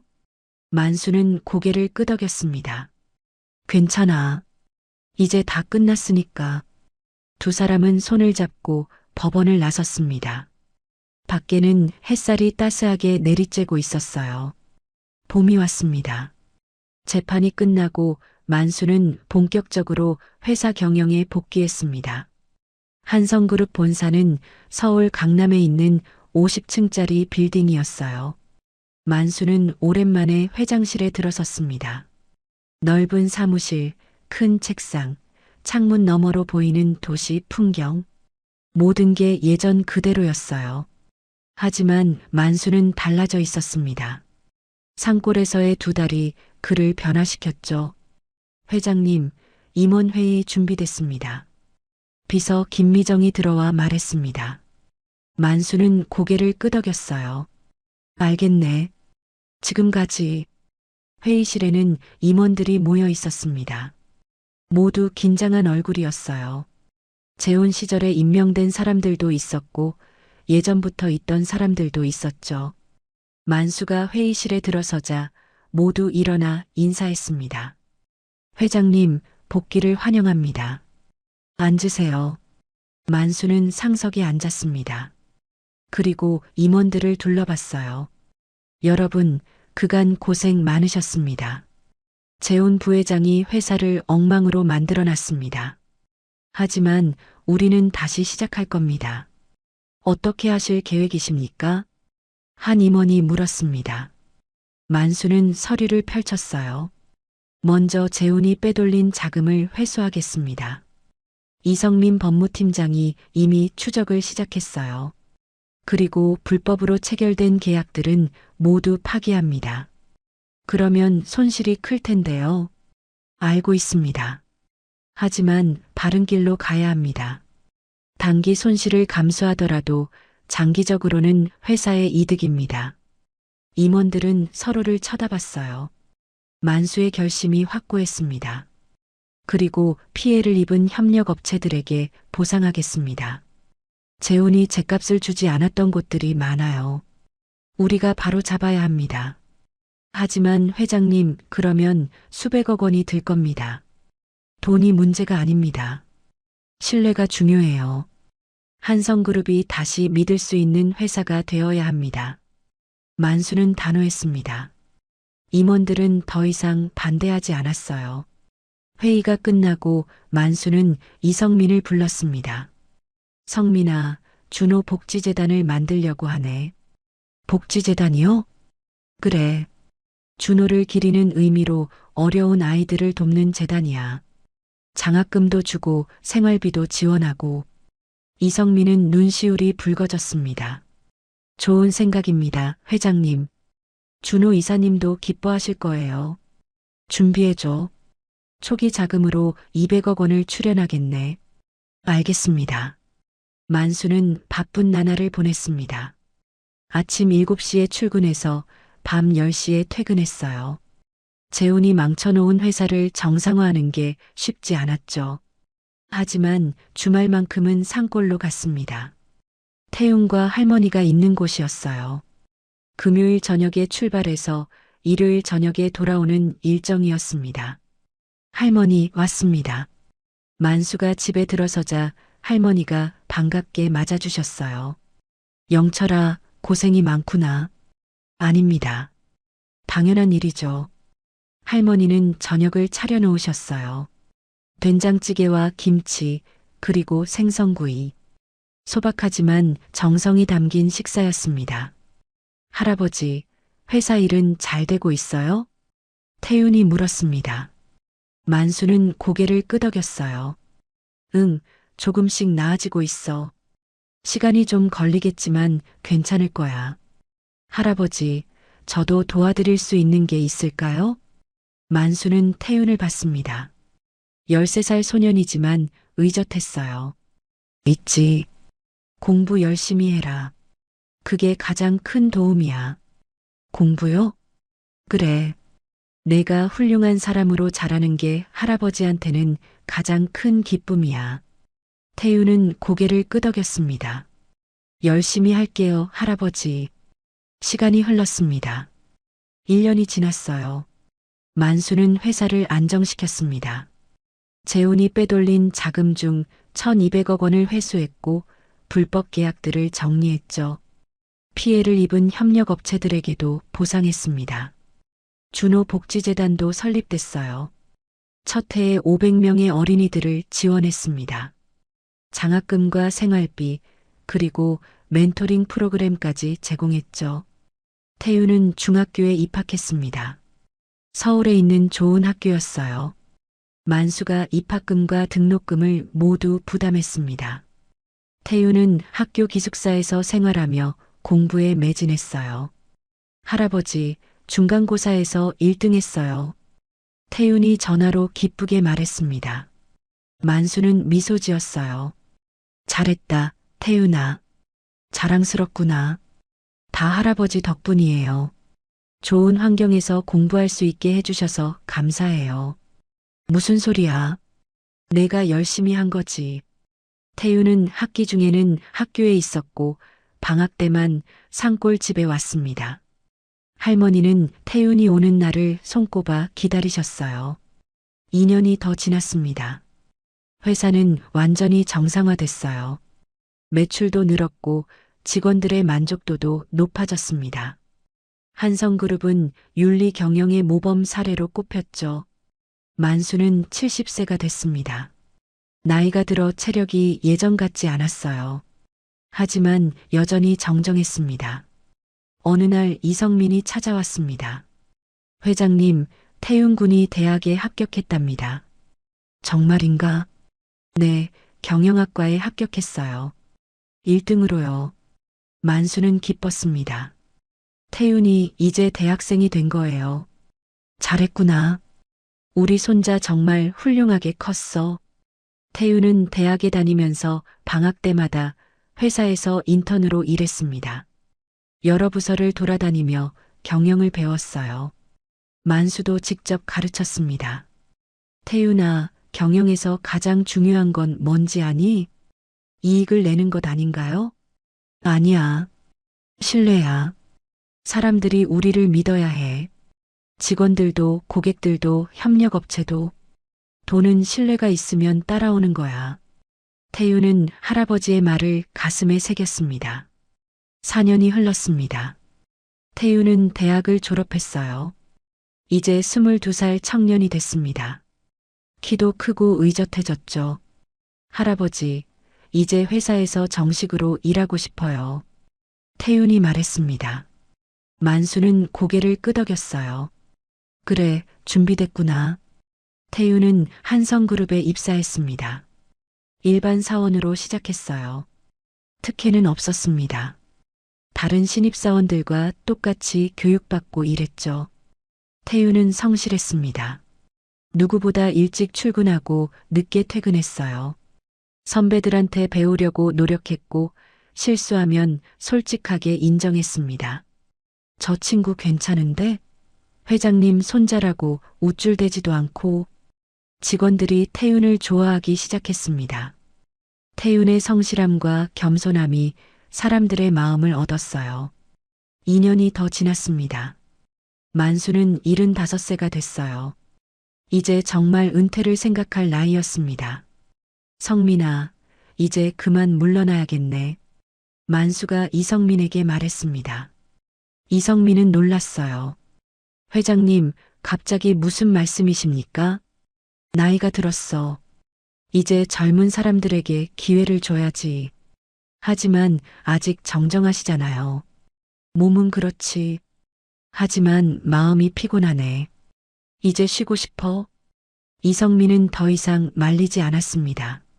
만수의 결심이 확고했거든요. 만수는 이사회를 소집했습니다. 여러분, 저는 이제 은퇴하려고 합니다. 임원들이 웅성거렸습니다. 후임 회장은 누구입니까? 태윤입니다. 제 손자 장태윤이 다음 회장이 될 겁니다. 하지만 아직 젊지 않습니까? 경험도 부족하고요. 경험은 쌓으면 됩니다. 태윤은 준비됐어요. 제가 5년간 직접 가르쳤습니다. 이사들은 투표했습니다. 만장일치로 태윤이 차기 회장으로 선출됐어요. 일주일 후 주주총회가 열렸습니다. 만수는 단상에 올라 마지막 인사를 했어요. 주주 여러분, 50년간 한성그룹을 이끌어올 수 있었던 건 여러분의 믿음 덕분이었습니다. 감사합니다. 박수가 터졌습니다. 만수는 눈물을 닦았어요. 이제 저는 물러납니다. 제 자리는 제 손자 장태윤이 이어갈 겁니다. 태윤은 훌륭한 경영자가 될 거예요. 저보다 더 나은 사람입니다. 만수는 단상에서 내려왔습니다. 태윤이 올라갔어요. 젊은 얼굴이지만 당당했습니다. 여러분, 저 장태윤은 할아버지의 뜻을 이어 한성그룹을 더욱 발전시키겠습니다. 윤리경영, 투명경영, 그리고 사회공헌. 이 세 가지를 핵심 가치로 삼겠습니다. 박수가 다시 터졌습니다. 만수는 객석에서 박수를 쳤어요. 가슴이 벅찼습니다. 준호야, 내 아들이 훌륭하게 자랐다. 자랑스러워해도 좋아. 만수는 속으로 말했습니다. 총회가 끝나고 만수는 회장실을 정리했습니다. 40년간 쓰던 책상, 의자, 책장, 모든 게 추억이었어요. 할아버지, 태윤이 들어왔습니다. 만수를 꼭 안았어요. 고마워요, 할아버지. 여기까지 저를 이끌어 주셔서. 무슨 소리야? 내가 잘한 거지. 아니에요. 할아버지가 아니었으면 저는 지금도 산골에서 장작이나 팔고 있었을 거예요. 만수는 태윤을 토닥였습니다. 태윤아, 회사를 잘 이끌어라. 내 아버지 준호처럼 착하고 정의로운 경영자가 되렴. 네, 할아버지. 꼭 그렇게 할게요. 두 사람은 한참을 안고 있었습니다. 만수는 회사를 떠났습니다. 산골로 돌아갔어요. 할머니가 있는 그 작은 집으로요. 누나 다녀왔습니다. 영철아, 고생 많았구나. 할머니는 저녁을 차려주셨어요. 된장찌개 냄새가 집 안가득 퍼졌습니다. 이제 편하게 지낼 수 있겠네. 그래. 이제 우리 둘이 조용히 살자. 두 사람은 마주 앉아 저녁을 먹었습니다. 밥맛이 좋았어요. 이제 아무 걱정 없이 먹을 수 있었으니까요. 밤에 만수는 마당에 나왔습니다. 별이 총총히 빛났어요. 준호가 있는 하늘 어딘가를 올려다봤습니다. 준호야, 다 끝났다. 재우는 벌을 받았고 태윤은 훌륭하게 자랐어. 이제 나도 쉴 수 있을 것 같구나. 바람이 불었습니다. 마치 준호가 대답하는 것 같았어요. 만수는 미소 지었습니다. 마음이 편안했죠. 이제 정말 모든 게 끝난 겁니다. 세월은 빠르게 흘렀습니다. 만수가 은퇴한 지 5년이 지났어요. 태윤은 한성그룹을 훌륭하게 이끌었습니다. 매출은 2배로 늘었고 직원 복지도 크게 개선됐죠. 준호복지재단은 지난 5년간 3,000명이 넘는 아이들을 도왔습니다. 만수는 80세가 됐습니다. 할머니는 85세가 되셨어요. 두 사람은 여전히 산골집에서 조용히 살았습니다. 건강은 예전 같지 않았지만 서로 의지하며 지냈죠. 누나, 약 드셔야죠. 만수가 할머니께 약을 드렸습니다. 할머니는 손이 떨려 약을 제대로 잡지 못하셨어요. 만수가 물컵을 받쳐드렸습니다. 고맙다, 영철아. 무슨 말씀을요? 당연한 일이죠. 두 사람은 마당에 앉아 햇볕을 쬐었어요. 따뜻한 봄날이었습니다. 산 아래로 마을이 보였고 멀리 도시의 윤곽이 희미하게 보였죠. 영철아, 우리 참 많은 일을 겪었구나. 할머니가 말씀하셨습니다. 만수는 고개를 끄덕였어요. 그러게요. 생각해보면 꿈 같아요. 절벽에서 떨어졌을 때는 정말 끝이라고 생각했는데. 하지만 태윤이가 구해줬지. 그 애가 없었으면 지금 우리는 없었을 거야. 맞아요. 태윤이는 정말 천사예요. 두 사람은 웃었습니다. 주름진 얼굴에 행복이 가득했어요. 주말이 되자 태윤이 찾아왔습니다. 이제 29살이 된 태윤은 키가 크고 당당한 청년이 됐어요. 옆에는 여자가 한 명 있었습니다. 할머니, 할아버지 왔습니다. 오, 태윤아, 어서 와라. 만수가 반갑게 맞았습니다. 태윤은 옆에 여자를 소개했어요. 할머니, 할아버지, 소개할 사람이 있어요. 제 약혼녀 수진이에요. 약혼녀라고? 할머니가 놀라셨습니다. 수진이라는 여자는 27살쯤 돼 보였어요. 단아하고 예쁜 얼굴이었습니다. 안녕하세요. 박수진이라고 합니다. 수진이 정중하게 인사했습니다. 만수와 할머니는 흐뭇하게 웃으셨어요. 어서 와라. 우리 태윤이가 좋은 사람을 만났구나. 감사합니다. 태윤 오빠한테 할머니, 할아버지 이야기 많이 들었어요. 네 사람은 집 안으로 들어갔습니다. 할머니는 저녁을 차리기 시작하셨어요. 만수가 도와드렸죠. 태윤아, 언제 결혼할 거니? 내년 봄에 할 생각이에요. 할머니, 할아버지 건강하실 때 해야죠. 그래, 좋은 생각이다. 저녁 식사는 화기애애했습니다. 수지는 할머니를 도와 설거지도 하고 청소도 했어요. 성실하고 착한 사람이었습니다. 할아버지, 수진이 어때요? 태윤이 조심스럽게 물었습니다. 만수는 미소 지었어요. 아주 좋아. 착하고 예쁘고. 내가 좋은 사람 만났구나. 다행이에요.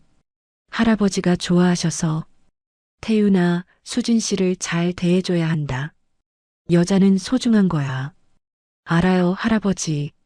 평생 잘할게요. 태윤과 수진은 저녁에 떠났습니다. 만수와 할머니는 손을 흔들며 배웅했어요. 태윤이도 이제 가정을 이루는구나. 할머니가 말씀하셨습니다. 만수는 고개를 끄덕였어요. 네, 준호도 기뻐할 거예요. 1년이 지났습니다. 태윤과 수진의 결혼식이 열렸어요. 서울의 큰 호텔에서 성대하게 치러졌습니다. 수백 명의 하객이 왔죠. 만수와 할머니는 귀빈석에 앉았습니다. 태윤이 턱시도를 입고 입장했어요. 신부 수진도 아름다운 웨딩드레스를 입고 들어왔습니다. 신랑 신부 서약하시겠습니까? 예. 두 사람은 반지를 교환했습니다. 박수가 터졌어요. 만수는 눈물을 닦았습니다. 할머니도 울고 계셨어요. 영철아, 우리 손자 장가가는 걸 보다니. 그러게요. 정말 기쁩니다. 피로연이 끝나고 태윤이 만수와 할머니께 인사했습니다. 할머니, 할아버지, 감사합니다. 여기까지 저를 키워주셔서. 무슨 소리야? 우리가 고마운 거지. 만수는 태윤을 꼭 안았습니다. 행복하게 살아라, 태윤아. 그게 할아버지 소원이야. 네, 할아버지. 꼭 행복하게 살게요. 시간은 계속 흘렀습니다. 2년이 더 지났어요. 태윤과 수진 사이에 아들이 태어났습니다. 할머니, 할아버지, 아들이 태어났어요. 태윤이 기쁘게 전화했습니다. 만수는 가슴이 벅찼어요. 정말이냐? 건강하니? 네, 3.2kg이에요. 건강하게 태어났어요. 이름은 뭐라고 지을 거니? 할아버지 이름을 따서 만수라고 지으려고요. 만수는 말문이 막혔습니다. 눈물이 주르륵 흘러내렸어요. 고맙다, 태윤아. 정말 고맙다. 다음 날 만수와 할머니는 서울로 갔습니다. 병원에서 갓난아기를 봤어요. 작고 예쁜 아기였습니다. 증손자로구나. 할머니가 아기를 안으셨어요. 아기는 할머니 품에서 잠들었습니다. 이름이 만수라니. 우리 영철이 이름이네. 네, 할아버지를 닮은 아이로 자랐으면 좋겠어요. 만수는 아기를 내려다봤습니다. 작은 손, 작은 발. 새로운 생명이었어요. 이 아이가 자라서 어떤 사람이 될까요? 만수는 기도했습니다. 부디 착하고 건강하게 자라거라. 한 달 후 100일 잔치가 열렸습니다. 만수와 할머니는 다시 서울로 갔어요. 작은 만수는 이미 많이 자라 있었습니다. 할아버지, 안아보세요. 태윤이 아기를 건넸습니다. 만수는 조심스럽게 안았어요. 아기는 만수를 보며 웃었습니다. 이 녀석 할아버지를 알아보나? 그런가 봐요. 사진을 자주 보여줬거든요. 만수는 아기에게 속삭였습니다. 만수야, 할아버지란다. 착하게 잘 자라야 한다. 아기는 만수의 손가락을 꼭 잡았어요. 작은 힘이었지만 따뜻했습니다. 시간은 멈추지 않았습니다. 만수는 82세가 됐어요. 건강이 나빠지기 시작했습니다. 병원에 자주 다녀야 했죠. 어느 가을날이었습니다. 만수는 산골집 마당에 앉아 있었어요. 단풍이 붉게 물들어 아름다웠습니다. 할아버지, 태윤이 찾아왔습니다. 작은 만수를 데리고 왔어요. 이제 3살이 된 아이는 통통하고 귀여웠습니다. 증조 할아버지, 작은 만수가 뛰어왔습니다. 만수는 아이를 안아 올렸어요. 우리 만수 많이 컸구나. 네, 이제 유치원 다녀요. 그래, 착하게 다니니? 네. 아이는 해맑게 웃었습니다. 만수는 아이를 무릎에 앉혔어요. 햇빛이 따스하게 내리쬐었습니다. 태윤아. 네, 할아버지. 할아버지 부탁이 하나 있다. 말씀하세요. 내가 죽으면 이 산에 묻어다오. 저기 바위 아래에. 만수가 멀리 바위를 가리켰습니다. 태윤이 태어나 처음 만수를 구한 그 바위였어요. 할아버지, 무슨 소리예요? 아직 건강하시잖아요. 아니야. 내 몸은 내가 알아. 얼마 남지 않았어. 태윤은 눈물을 글썽였습니다. 할아버지, 울지 마라. 나는 충분히 살았어. 너를 만나고 너의 아들까지 봤으니까. 이보다 더 행복할 수 없지. 만수는 태윤의 손을 잡았습니다. 태윤아, 너는 정말 훌륭한 손자야. 내가 나를 구해준 덕분에 나는 다시 살 수 있었어. 고맙다. 아니에요, 할아버지. 제가 더 감사해요. 할아버지가 저를 이렇게 키워주셔서. 두 사람은 한참을 울었습니다. 작은 만수는 무슨 일인지 몰라 두 사람을 번갈아 봤어요. 3달 후 만수는 병원에 입원했습니다. 폐렴이 심해졌어요. 의사는 고개를 저었습니다. 나이가 많으셔서 회복이 어렵습니다. 가족들을 부르시는 게 좋겠습니다. 태윤은 모든 사람들에게 연락했습니다. 할머니, 수진, 작은 만수, 그리고 회사 임원들까지. 모두 병원으로 달려왔어요. 만수는 산소호흡기를 끼고 누워 있었습니다. 얼굴은 창백했지만 눈빛은 여전히 또렷했어요. 모두 왔구나. 만수가 약한 목소리로 말했습니다. 누나, 고생 많았어요. 평생 저를 보살펴 주셔서 감사합니다. 할머니는 만수의 손을 꼭 잡으셨어요. 눈물이 주르륵 흘렀습니다. 영철아, 내가 먼저 보내는구나. 미안하다. 무슨 말씀을요? 저야말로 감사했어요. 만수는 태윤을 봤습니다. 태윤아, 회사 잘 이끌어라. 내 아버지처럼 정의롭게 경영해라. 네, 할아버지. 꼭 그렇게 할게요. 그리고 작은 만수를 잘 키워라. 이 아이가 우리 가문의 미래야.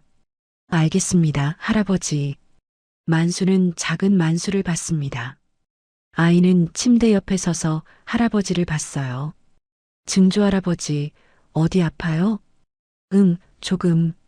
하지만 괜찮아. 빨리 나으세요. 같이 놀아요. 만수는 웃었습니다. 마지막 웃음이었어요. 고맙구나, 만수야. 할아버지 이름을 물려받아서 자랑스럽단다. 해가 저물었습니다. 병실 창문으로 노을이 비쳤어요. 만수는 눈을 감았습니다. 준호야, 이제 간다. 거기서 기다려라. 만수의 호흡이 천천히 멈췄습니다. 심전도 기계에서 삐하는 소리가 났어요. 할아버지, 태윤이 울부짖었습니다. 할머니는 바닥에 주저앉으셨어요. 수진도 울었고 작은 만수는 겁에 질려 엄마 품에 안겼습니다. 의사가 들어와 확인했습니다. 오후 6시 30분 사망 확인합니다. 만수는 그렇게 세상을 떠났습니다. 82년의 삶이었어요. 장례식은 사흘간 치러졌습니다. 수천 명이 조문을 왔어요. 회사 직원들, 협력업체 사람들, 준호복지재단을 통해 도움받은 사람들, 모두가 만수를 추모했습니다. 회장님은 진정한 어른이셨습니다. 우리를 따뜻하게 대해주신 분이었어요. 정의로운 경영자였습니다. 사람들의 말이 끊이지 않았습니다. 장례가 끝나고 태윤은 만수의 유골을 들고 산골로 갔습니다. 할머니와 수진, 작은 만수도 함께였어요. 태윤이 구한 그 바위 아래에 구덩이를 팠습니다. 만수의 유골함을 조심스럽게 넣었죠. 할아버지, 편히 쉬세요. 여기가 할아버지가 새로 태어난 곳이잖아요. 태윤은 흙을 덮었습니다. 작은 비석을 세웠어요. 한성그룹 창업주 장영철 회장의 묘. 모두가 묵념했습니다. 바람이 불었어요. 나뭇잎이 흔들렸습니다. 할아버지, 고마워요. 저를 구해주셔서, 저를 키워주셔서, 사랑해요. 태윤은 바위에 손을 얹었습니다. 차가운 돌이었지만 따뜻하게 느껴졌어요. 1년이 지났습니다. 태윤은 회사를 더욱 키웠어요. 준호복지재단도 확대했습니다. 매년 할아버지 기일에는 산골로 와서 묘소를 찾았죠.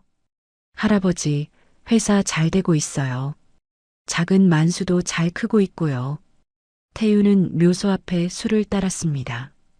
할아버지가 가르쳐 주신 대로 살고 있어요. 정직하게, 정의롭게.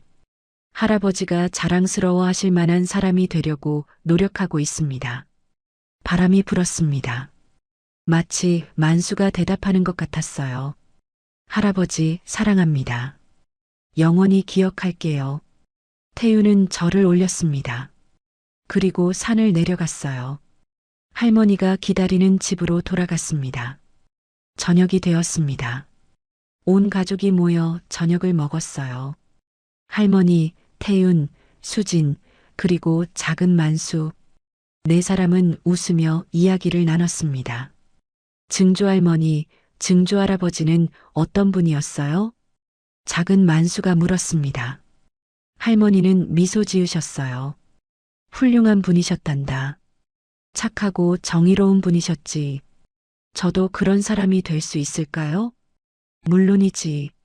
내 이름이 만수잖니. 할아버지를 닮아서 훌륭한 사람이 될 거야.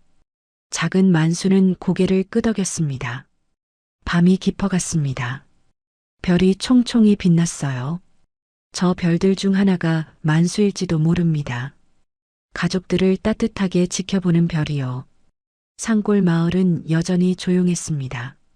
하지만 그 조용함 속에는 따뜻한 사랑이 흐르고 있었어요.